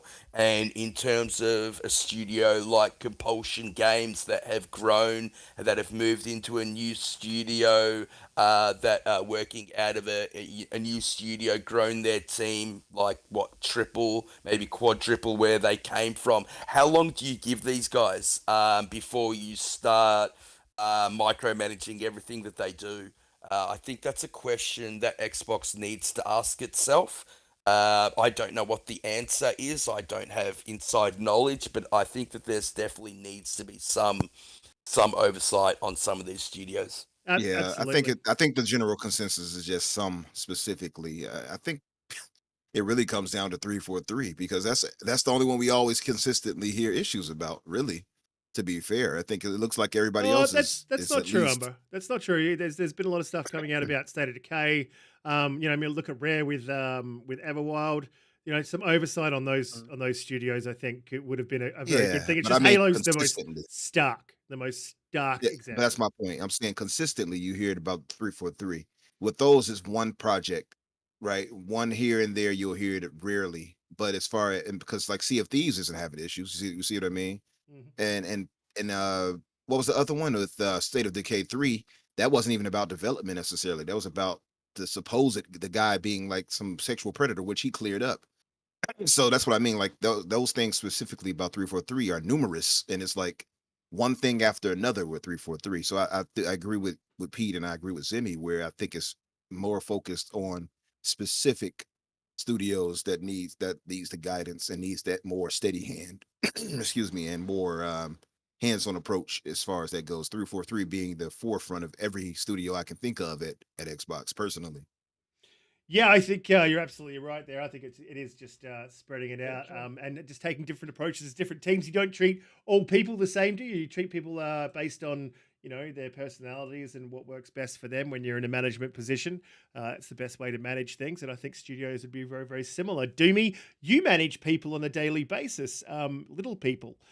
So you would probably have a very good idea about different approaches working on different people, different studios, different approaches. What's your take on this? Well, not all the people that I manage are little. Some of them are, well, 6 foot tall, and those are 15-year-olds. So, so sometimes it's a challenge. But I will say that depending on who I'm working with, and this goes the same for business, depending on who you work with, will depend on how you manage them. It's as simple as that. Now, I don't think, I think everyone likes a different style. So the fact that, they've been happy that Phil has been less hands-on, that's just their style, and they want to feel free, and they don't want to feel too changed throughout the acquisition. So I think it's a positive thing. But there will always be adjustments to be made, and it should be watched carefully regardless. Yeah, Um, but absolutely. I honestly, mean, that's but honestly, their dealings between each other is really none of my business. I don't really care, to be honest.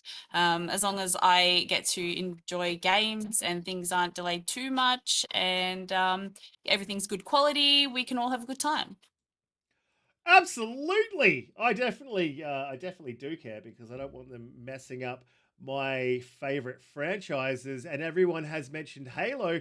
And look, we do have to move back to Halo again, as we do every single week. They do something, and it's not usually positive. And unfortunately, this time what we're hearing has got a bit of a semi-positive, semi-negative mix to it. There was a bit of a leak release, so they got OG maps plus 60 players coming for Battle Royale in the fall of 2023 at earliest. So we're talking like way next year. They're talking about campaign DLC coming after 2024, and there's no plans there. Forge Mm. apparently is coming sooner than expected, so that's extremely positive. If it's coming sooner than expected, we were talking about at the back end of season 2, the early season 3. So that if that is coming early, and we have seen gameplay leaks of that, you can look that up online and find them quite easily, and it does look good. Also, co-op, we've seen leaks of that. And they're talking about they're looking. This leak goes way down the line. So they're talking about a non-Spartan core, so a not an elite.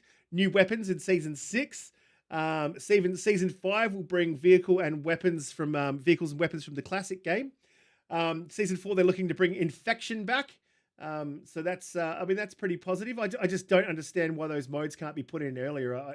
I'm not a game developer, but I I mean, don't know. I can't imagine a mode being really difficult to develop. You've got all the assets there. You just have to change the parameters of the game. You could almost do it in custom games. So, I mean, you can do it Forge in makes custom. sense. Yeah. Forge makes sense at least to see it being delayed, right? Because it's so massive compared to two previous entries, and like even fives was so robust.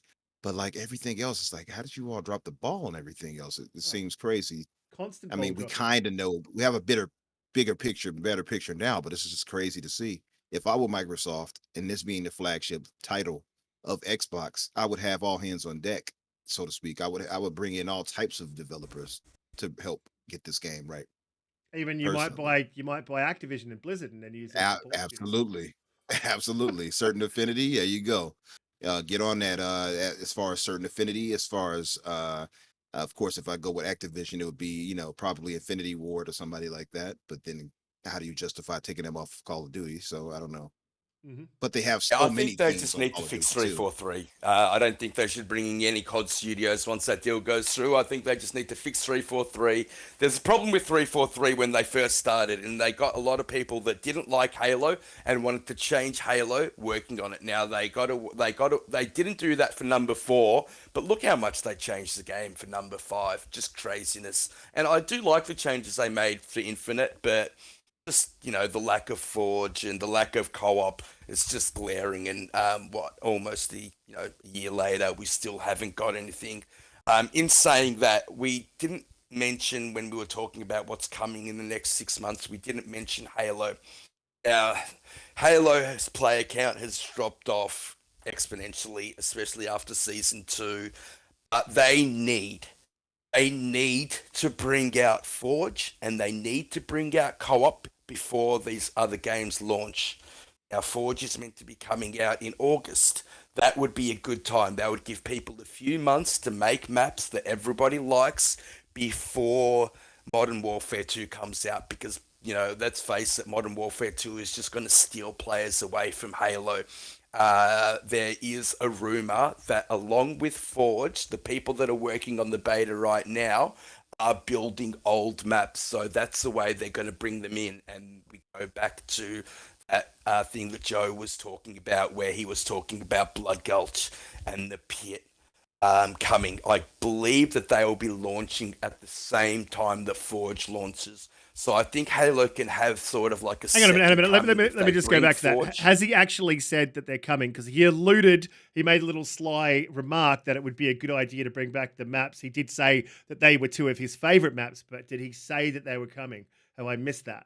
No, he didn't say that they were coming, but he alluded to it. And if you look at everything that Joe's done in the past, when he does have that wink, nod moments, especially the way Paris asked him, I mean, he could have done the typical marketing speak and just blown off the question that more will be coming later. But he specifically mentioned those 3 maps. I can't remember the third one. So it was Blood Gulch. It was like there was 3 of them, and I'm pretty sure Steph will be able to tell me in the chat. But so those maps are coming, and they're slated, and I believe that they will be coming in August when Forge hits. And then so if you have that along with the co-op, which is said to be launching in September, you can have a second coming of the game before Modern Warfare 2 and before all these other games start stealing players away from it again. There's also other things coming. So the DMR is heavily rumored to be coming back. So that's the gun everybody's talking about. Supposedly you heard about them changing the name of the DMR. Pete, It won't be called the DMR. It would be called the Bandit Rifle. That's Bandit just Rifle. why? Yep. Why would they do that? Yeah. Well, Why? I'm not sure, but if you listen to the AI guy that they released in the Battle Pass this time round, I forget what his name is. Is that who I'm talking about, Umbra? He's really cool looking. He says the Bandit Rifle is on the field, and he's mentioned it numerous times, and they've actually found a picture of it. So it's the DMR that's coming back. I don't know what the new vehicles will be, but very interested to see what they're going to be. What was disappointing is the fact that they don't believe that any DLC will be launching up until 2024 and even later. Now, I understand the size and scope of that DLC is going to be basically the size as a new game. It won't be on Zeta Halo. We'll be moving off Zeta Halo, so that's cool. So hopefully we can get to see some new biomes. But in saying that, I do think that that's too far away. And another thing, and I hate to end on a negative as well, but Season 3 is heavily rumored to be 6 months also, which is also extremely disappointing. Yeah, right. Yeah, I was definitely going to get to that about the season 3 being 6 months, and it seems to be a cycle, a habit, whatever you want to call it, something that's becoming a trend for Halo, and it's really disappointing, especially when other BRs or arena shooters can pump out content and quite a bit of content in 3 months, and Halo just seems to struggle. And it goes to the question that was asked in the chat by Dogpool. He said. Do you guys think that they need to put Halo on a different engine, or was it the right move to make the engine with the game? I think it's too late. I think the horse is bolted. They needed to do that before they released Halo Infinite. If that's the direction that they wanted to go, I think porting that game over now to Unreal or an engine like that is going to be all sorts of nightmares, and it's just going to make content. They can't afford to do it right now. They can't even get content out the door as it is now. So hopefully with the next iteration, they just completely drop the Slipstream engine, because I think it's part of the massive part of the problem. Personally, I don't know. I'm not a developer. I'm not in the studio, but I just think from what I've seen. And then they can go on to an engine that makes things a lot easier for them. Zemi, Halo, are you a massive Halo player, fan? Have you been watching what's going on? The disappointments that just keep coming out of 343 are untenable. And this needs to be more of a hands-on approach, in my opinion. Is that your opinion? I've stopped playing. Has anyone else stopped playing in the chat? Let us know. Zemi. Oh, Yeah, sorry. I mean- I'll just add one go more ahead. thing before Semi goes. So in the certain Affinity game mode that they'll be releasing, incorporated into that battle royale will be 2 of the maps from previous Halo games, and I'm not sure what 2 they'll be, but they will be the world that we're actually playing on in the certain Affinity game, as well as an expansion on that. But sorry, Sammy, you go, mate. Yeah, no problem, man. I am a Halo fan. I have been playing Halo since it originally dropped on the original Xbox console. Huge fan. As far as Halo Infinite goes, I of course started playing whenever it launched, and had a lot of fun. Until I played the same maps way too many times, and it just kind of got boring really, really quick. Right? There's just not enough content. And they really haven't done a whole lot to help with that. I mean, they charge a lot of money for microtransactions, but they don't bring out maps very frequently, I guess. I don't know. No, you're right, mate. It's just been a super, super, super slow trickle. And I'm not, I wouldn't ever even, say that I'm like a professional game developer. I wouldn't even come close to the level of probably any of the 343 developers, right? But I do agree. Like it really seems like just bringing in like a new game mode, like Infection, for instance, right? I'm not saying like it's as straightforward as clicking a couple of buttons and then bam, pow, there you go. I mean, of course, there's going to take a lot of QA testing to make sure that they get it right and so on and so forth. But I know people that have been calling for this feature since launch, right? I mean, a lot of players, of course, were kind of expecting this to drop, with the game. There was a lot of things that players kind of expected to drop with the game. And, I think to a lot of Halo players, they're still not even at the point that they should have been on launch, or that they have been historically on previous Halo launches, right? It's really just kind of disappointing and absurd. Like, I don't understand like quite what's happening. Like, whenever COVID was happening, of course, yeah, I could kind of understand that. And then, I understand that COVID is still a thing that's actively happening, but a lot of developers are able to work past it, right? So I don't know. I think it's something that Xbox needs to take a deeper look at and figure out what the heck's going on, because, we're inching closer and closer to a year since this game's dropped. And, it's still, I mean, it's still very, very dry out there, right? Like content is barely dripping. I think the campaign DLC, like the single player campaign DLC coming, I think you guys said after 2024, is a bit absurd. Because agree. I mean, to me personally, like that's one of the things that I'm most excited about is jumping in and playing more single player content. And yeah, I don't know. I'm starting to think more and more that this whole game as a service thing for 343 is just really just blowing up in their face, and I think it's going to blow up even more before this is all over. I don't know, like maybe they should just kind of abandon the whole games as a service, finish this up, wrap it up as soon as possible, and release another Halo game.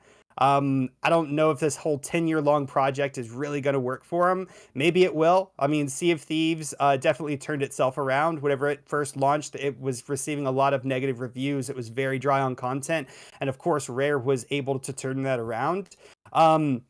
But I really hope this doesn't kind of become the thing to expect with Xbox multiplayer games. And more importantly, I really kind of hope that that they can clean this up sooner.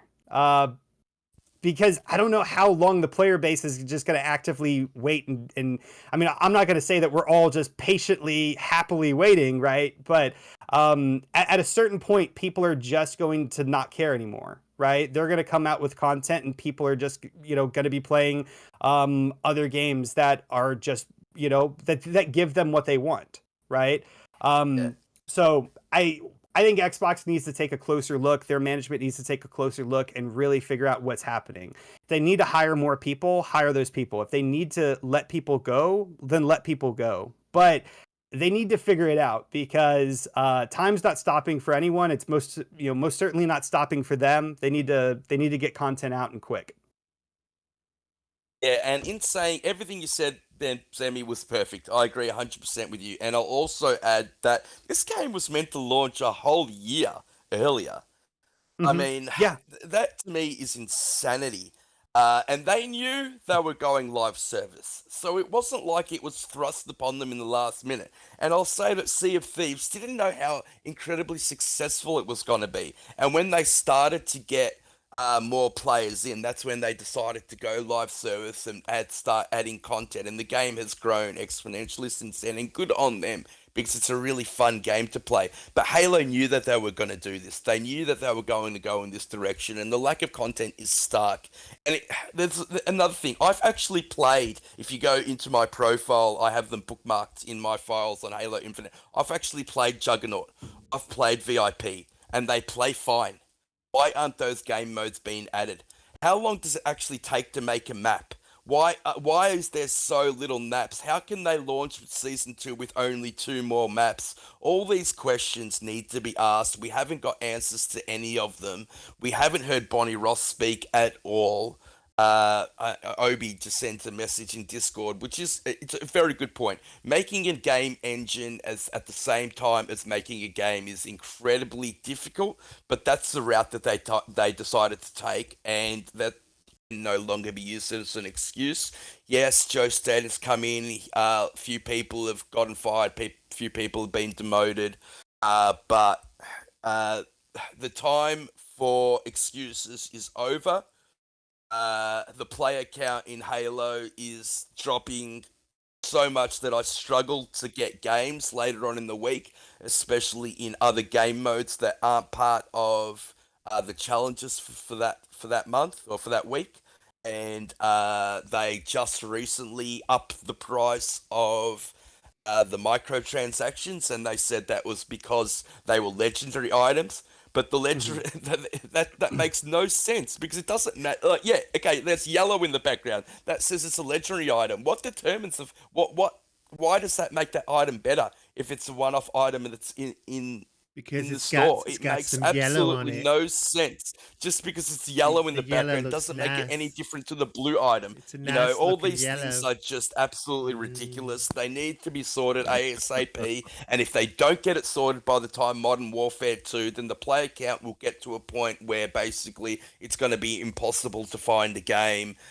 Incredibly frustrating because I love the game. I actually thought when they were going to launch campaign co-op that they were going to be launching it with some DLC. To see that that's not coming till 2024 and they didn't have anything in the pipeline past that, it's just, I don't know what they're doing over there, but you know, they need to fix it as soon as possible. Yo, Danny Quezada's in the chat there. Sorry, I stopped doing that stupid voice. Danny Quezada's in the chat there. How you doing, man? Welcome to the show.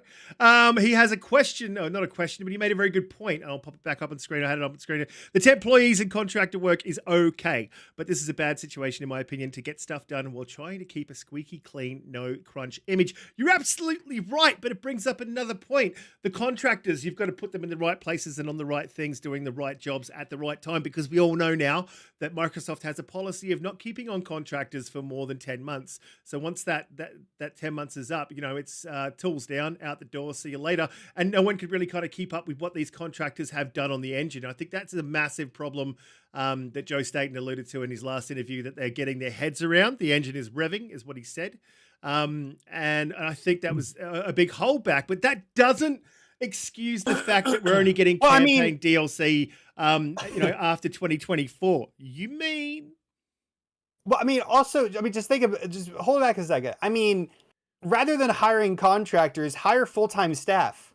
Mm-hmm. Like, Halo is Xbox. Halo is Xbox's like most recognizable franchise out of everything that they own. I thought it was right. Sea of Thieves. I don't think.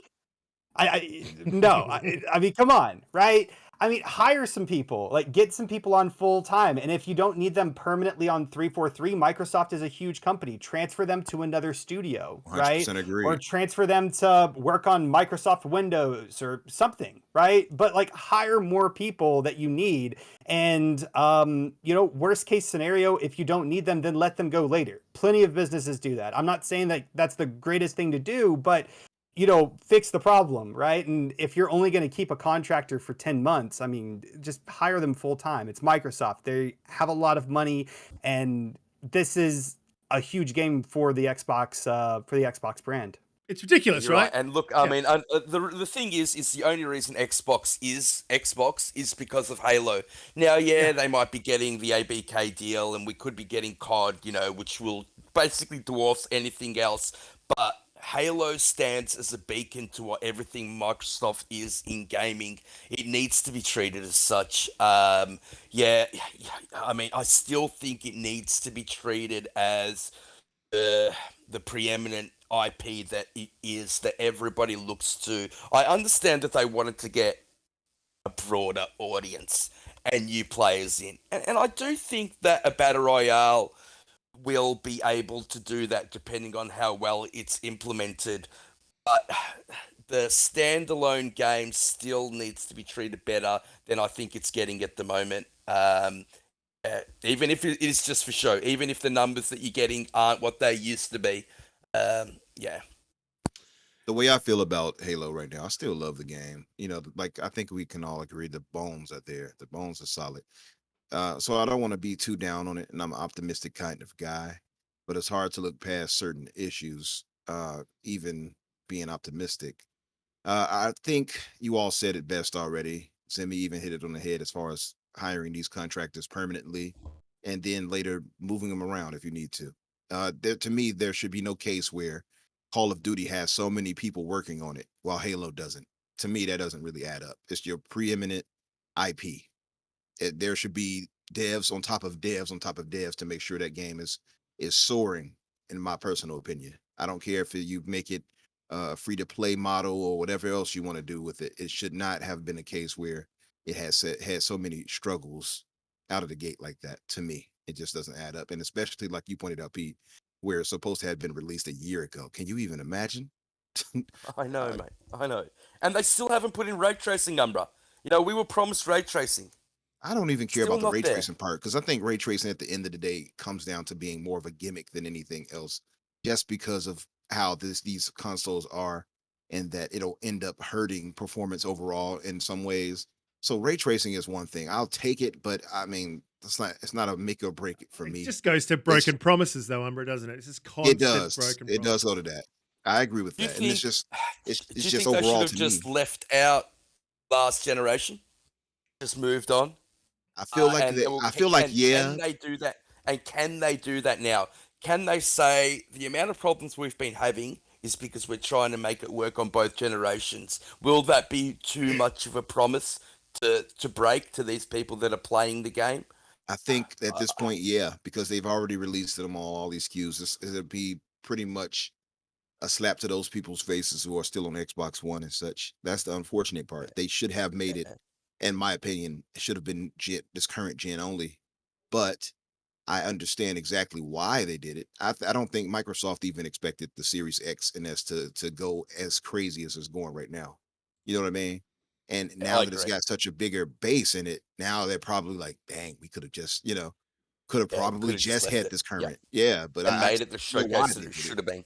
Exactly. Nah, but I can see why they did it because they wanted to make sure to at least include that potential, player base. So I get it. And I mean, it's what 50 million Xbox Ones out there, so 50 plus. So I can see why they did it. I feel like now that the Series S and X are doing so well that now we see that it was not needed. You know what I mean? So I don't know. It just had so many issues, and I don't know how they allowed it to have so many issues.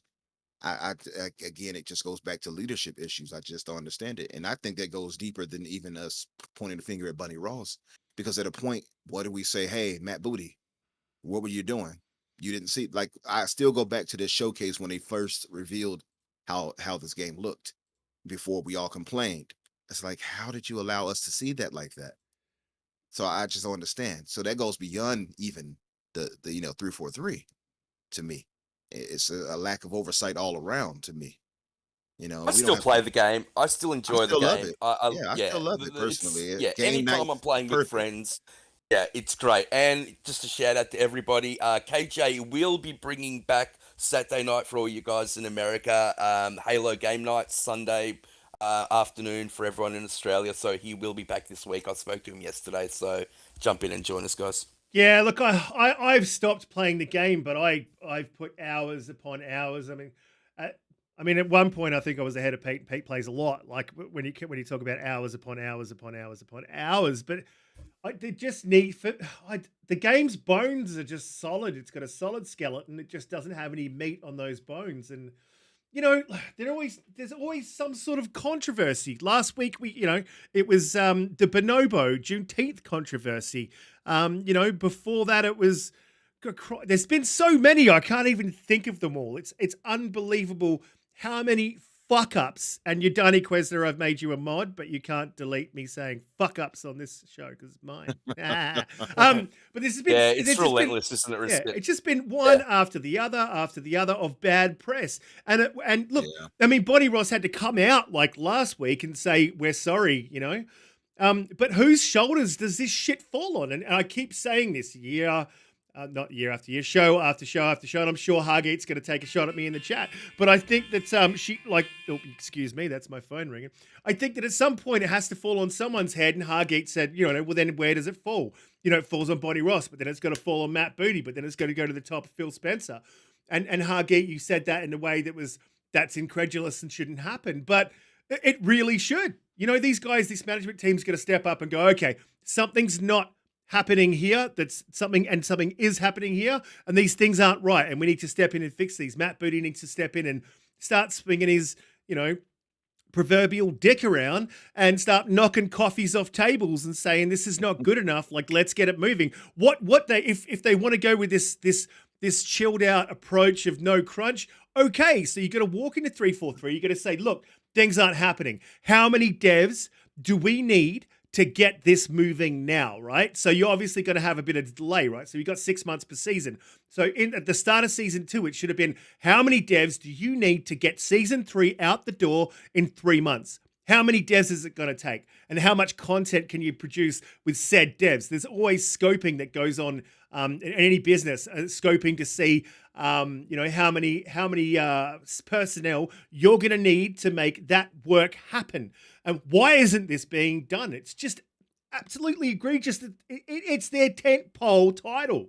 It is Xbox, and it just looks terrible. The optics are bad, but not only the optics are bad, I don't care about the optics. It's bad for Halo. I want to keep playing Halo, and at the moment I can't see a reason to go back. I've gone through every bit of content they have. And I want to go back to co-op and play through I didn't get to play it on the Series X. I want to go back to the campaign and play that on my Series X and check it out. But how long is this? Risk it. shit I'll gonna ask you take? that Wanna this, be mate, like because I know Look, you've risk been it, I passionate about this. understand. Hey, I know you're passionate about this, Risket. Will okay, I just want to talk, guys. Cool. Will Forge bring you back, mate? Sorry, Doomy, I apologise, but I just want to I ask haven't this talked question. this whole time. Will Forge bring you back, Risket? Yes, Forge will bring me back. Doomy, yep, we'll get to you. What were you gonna say, Doomy? No, I was just gonna say, Riska, I can really hear how hurt and disappointed you are, because you've been. We all care about this, and I do think you're right. They really do need to just go in there and be like, guys, what the F is going on? And what is it going to take? We want to provide this service. How can we do it well?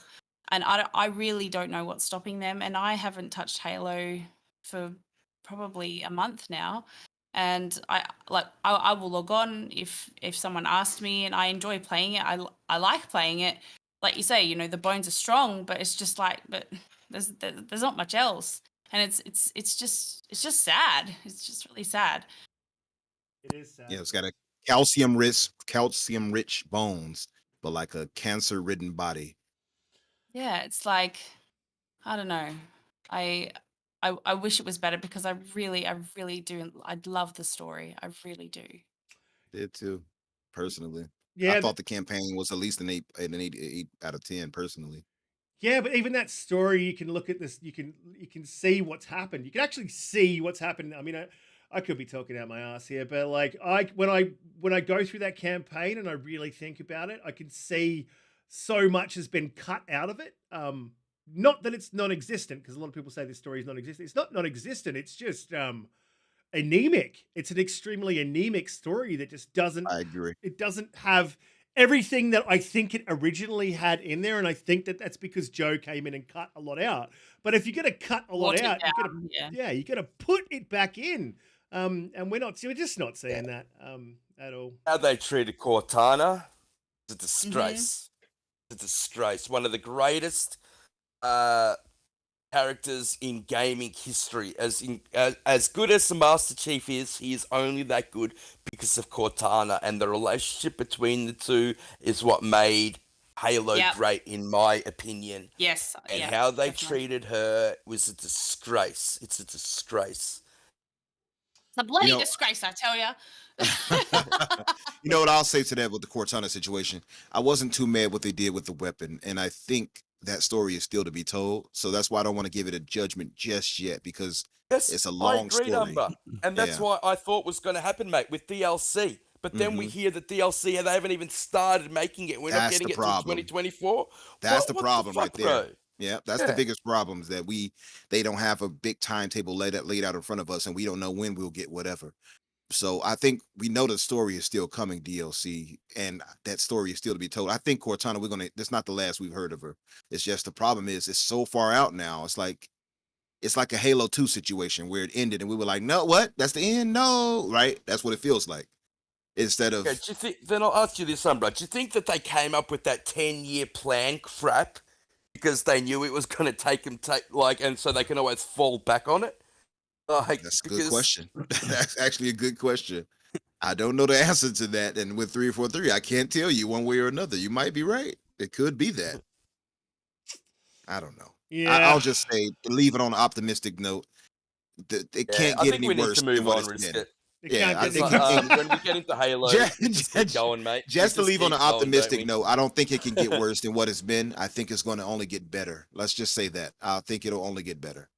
Yeah, well, Yeah, look, I saw that Yadani, and he did bring a bit of hopium to the to the people that love Halo out there. So it is a really good video that Sean W put out. yeah, look, I'll just go to the last this one question from Wolf. He said, "When did the flood become basically non-existent? I thought the ring were created to starve the flood. So where are they on Zeta Halo? Yeah, they've Oh, they kind of, are there. yeah, they've kind of twisted the story though and pushed it more towards their Halo, because I mean the flood was very much Bungie's Halo, right? And I think they've slowly started to move away There from are it. seed banks.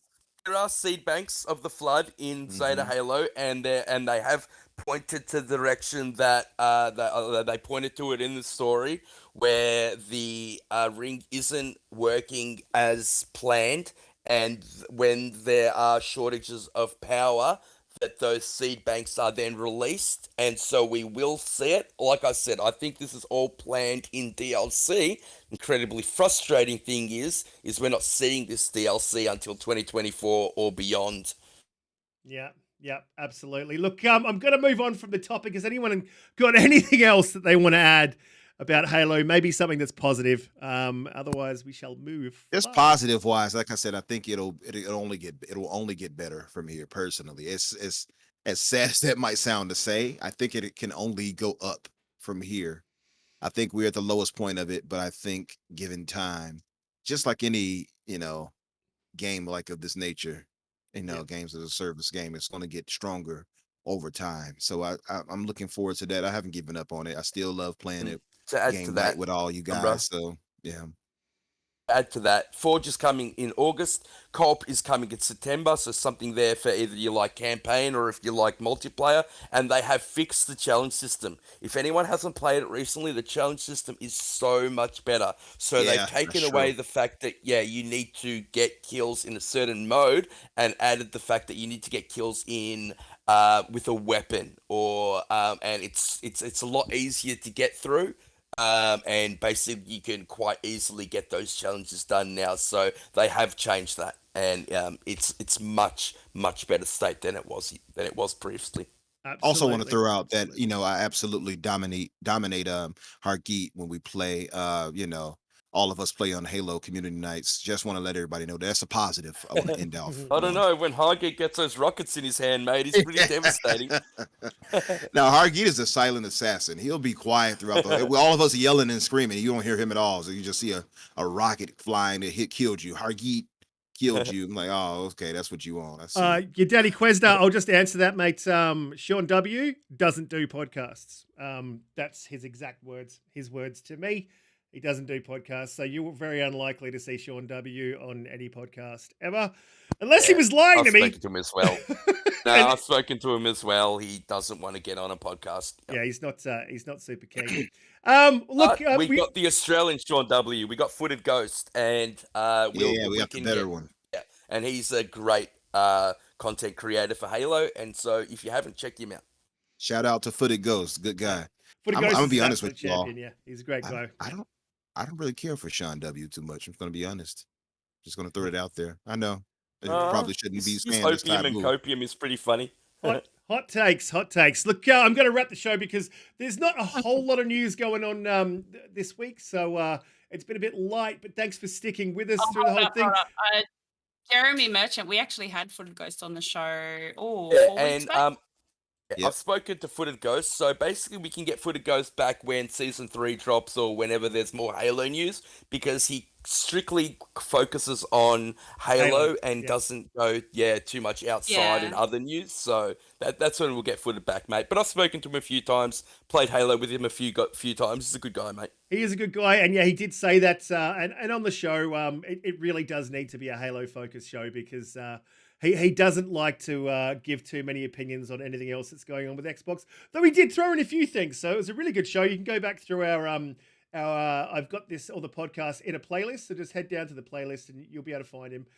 It's the Halo Season 2 release podcast that we did. I'm going to wrap it up. Zemi Games, thank you very much. I know it's your birthday, so thank you for coming on your birthday. And I hope you had an amazing birthday. I also know you ate too much, so I appreciate you not going into a food coma throughout the show.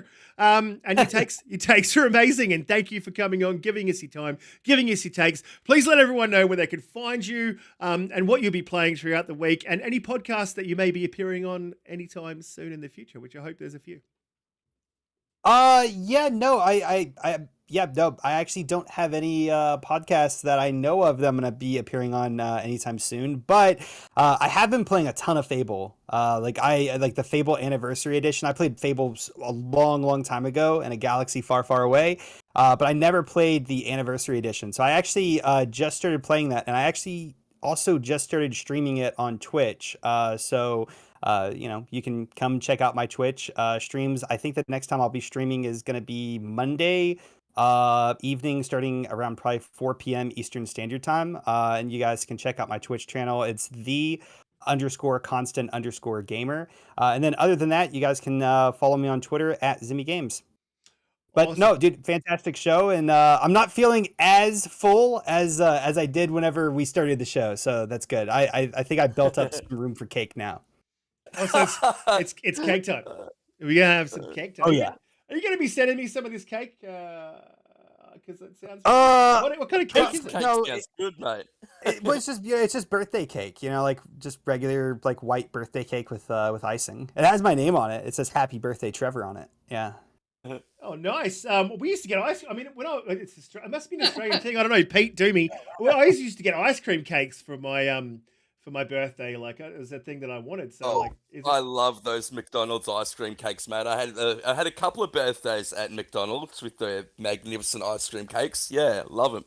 Yeah, that's what I always got. I just, I guess because Yeah, they're popular over here, but like I typically always just like getting like a regular birthday cake from like Kroger's or just like a big supermarket, and then also buying like a big tub of ice cream to eat like alongside it is what I usually do.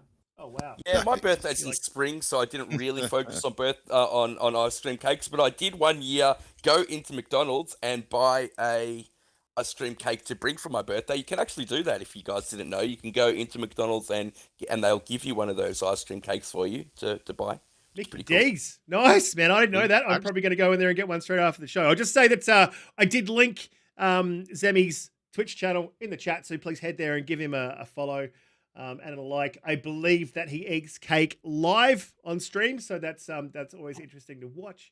It's not one of those Let them eat cake. It's Doomy. Fantastic. Thank you for coming to the show always every week, giving us your takes. It's fantastic to have you on the show. Please let everyone know where they can find you, what you're up to, what you'll be playing, so on and so forth. Hey, thanks for having me as always. It's great to be on the panel as always. You can find me, I'm getting more active on my YouTube. So please head over to my YouTube channel and give me a follow there. You'll also find me this weekend and next week streaming on Twitch. My next stream is on Sunday. And yes, I'm always on Twitter. So feel free to hit me up there. Of course. Which is where you'll be able to find that lovely picture of the fishnet stockings in high heels with a controller, and you'll soon be able to find a lovely picture of me in fishnet please, stockings. like the photo, please. Do not like the photo. I need to win. I need to win. Do not like the photo. I'm going to win that. Everyone wants to see. Don't be biased, guys. No gender biases here. May the best fishnet win. My fishnets are going to be amazing. Another angle now. My fishnets are going to be amazing. And Doomy's YouTube channel is linked in the chat. Please head there and hit subscribe. She put out a video recently this week on how to design your own Xbox controller, as that has come. Design Lab has recently come to Australia, and I can't log into the damn thing. So $270 for a controller in Australia. What a disgrace! Not. And that's no, it's not. Yeah. No, it's not. Are you sure? That's what it said for me. No, how much was it in the card? It said $270 to me. No, $130 free shipping. Yeah, it is 100. That's what I saw it. 130. What did you add to it?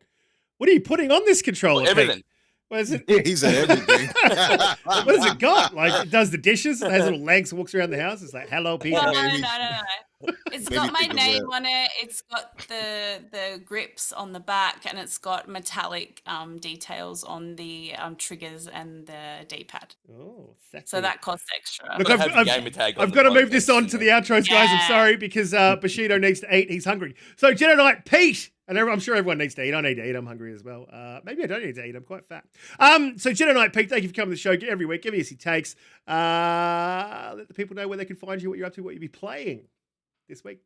Well, I haven't been on Twitter much, but my phone is actually being delivered as we speak, guys. So I'm going to go check it out after the Yay! podcast. How good's that? So I'll be on Twitter more. You can find me at JediKnightPete. On Xbox at JediKnightPete. I'm reminding everybody again that KJ will be hosting his Halo game night on Saturday night, Sunday for Australia. Everyone come in and join us. I know it's been a few weeks since we've played Halo, so that'll be fun. I'll probably be on Xbox straight after the show. Anyone wants to jump into some Fall Guys, always a little bit of a laugh. Thank you so much, Umbra. I know you got here late, mate, but yeah, it's not a show without you. Doomy, you rock that fishnet stockings, baby. Damn. Risk it. Can't wait to see you in your fishnets, mate. And Zemi, happy birthday, brother. Happy birthday to you. I got to wrap this up. Umbra Infinite, thank you for heading on over. I know your internet was an issue this week. You did let us know, and I really appreciate you managing to get that fixed. So thank you to the technician, for whoever it is that you guys use over there, for fixing Umbra's internet. Let us know where we can find you, what you'll be up to this week, what you'll be playing. Well, besides trying to get this internet back on and actually getting a chance to play games again, I finished off Modern Warfare's campaign on Veteran and got the last achievement. So that was nice. Okay. All Guys, of course, I've been playing, and it is quite challenging. I do enjoy it. I have to get into golf with friends with you guys sometime soon, and I do look forward to playing some more Halo with you all tonight if you all are playing Pete and Fall Guys, of course. Oh, I've been playing Turtles too. I need to finish that off as far as leveling off the characters and all of that type of stuff. Zimmy, thanks for coming through. Happy birthday again to you. I know he's eating some cake right now, so I'm gonna let him enjoy that. Yeah. Oh, boys and girls, I am back with the cake. Oh, there you go. Hey, put a photo. Put a photo. I need to see Photo? it. Okay. All right. Yeah. Okay. Show me that I'll post cake, it on Zemi. Twitter. And speaking of cake, Doom Cutie, of course, the gams, as they would say, you did a great job with Gams. your image. The gams. I'm looking forward to seeing yours too, Risk. I hope you shave, brother. As far Yeah, as he's There'll be no shaving. No. no shave, oh, you're gonna lose. I'm not You're even gonna going to lose clip my automatically. I'm not even going to clip my toenails, bro. They're going to be Oh, massive. damn. Oh, that's Oh. extra. I'll be able to hang. Yeah. No, From, you could I can clip- hang from the roof with those toenails. I'm telling you right now. Oh, Oh, the bet bleh. talons. Post the photos. Sell the toenails clippings. Oh my god, my bathwater. The old Bathwater. talons. But as far as where you guys can find me, of course, on Twitter, Infinite Umbra Infinite, you will find me one way or another. And of course, if you guys are so inclined, you can find me on Xbox under Superhavoc. Absolutely, Thank you all and for coming. I will thank the chat. You guys have been absolutely amazing throughout the show. We've had some new faces. We've had all the old faces. All the old faces. You guys are absolutely amazing, coming every week and supporting us. New faces, please do come next week. We are live every week at the same time, 8 p.m. EST. And if you're in Australia, it's 10 a.m. Australian Eastern Standard Time. Yes, Jeremy, we have been playing the Bouncy Castle course, and we love that. Golf with Friends is a big hit Yeah, with us. I've underparted as well, mate. It's one of the best ones they've got, Jeremy. It is great. Risk it for the ingrown. Thank you very much, Danny Quesda, for that super chat. And look, we will see you guys all next week. Keep an eye out on Twitter for those fishnet stockings. It's going to be great. I'm going to win this competition, and I'll see you guys later. We're out. Later, Peace. guys. Bye. Hit the like, subscribe, and all that stuff. We're still not out. I think they can hear it. Yeah.